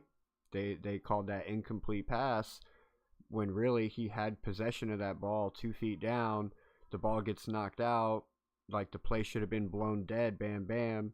That should have been a touchdown. Baltimore wins that game. We're playing a 6-7 Pittsburgh Steelers instead of a 7-6 Pittsburgh Steelers this week. 6-7. So it's that's what the kids say, right? 6-7. Yeah, so it's just coming down to where like these bad calls that are happening are having too much effect on the outcome of the NFL.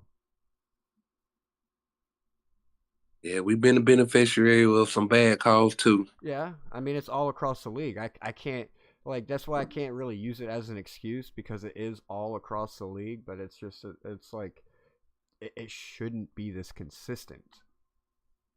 Like 1 or 2 here and there, like okay, yeah, we're all humans, none of us are perfect, but when it's like this bad, it's like I feel like it's like if you were to put it on a percentage scale, they probably call 25% good plays and 75% bad is where we're at right now, in my opinion.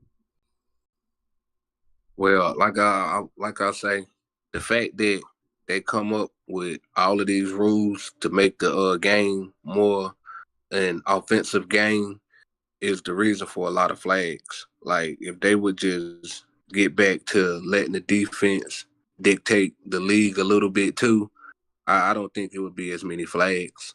I will say that. Yeah, you're probably right. Let them play some football. But that's the problem with like generation like we're rolling into. It's a lot softer than it was 20 years ago, 10 years ago. They're not as tough. And it's only gonna get worse, to be honest. I mean, look at half of these rookies. Look at half of these rookies that are coming out in the last couple of years, right? We'll take Cam Scatterbo is probably a prime example, right? He already came in, like got the Twitch in the background, like the streaming options, like the money is there in the background. So it's like, I'm not saying that Cam Scatterbo is soft. He has definitely shown that he's not soft, but he's just an example because he's using the social media platforms as well, and like that's what we're gonna have to battle with a lot of these young guys coming up.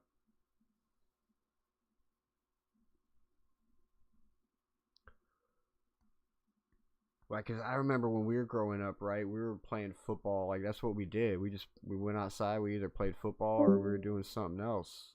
We were always outside. We weren't trapped inside playing games on a TV or doing stuff on social media.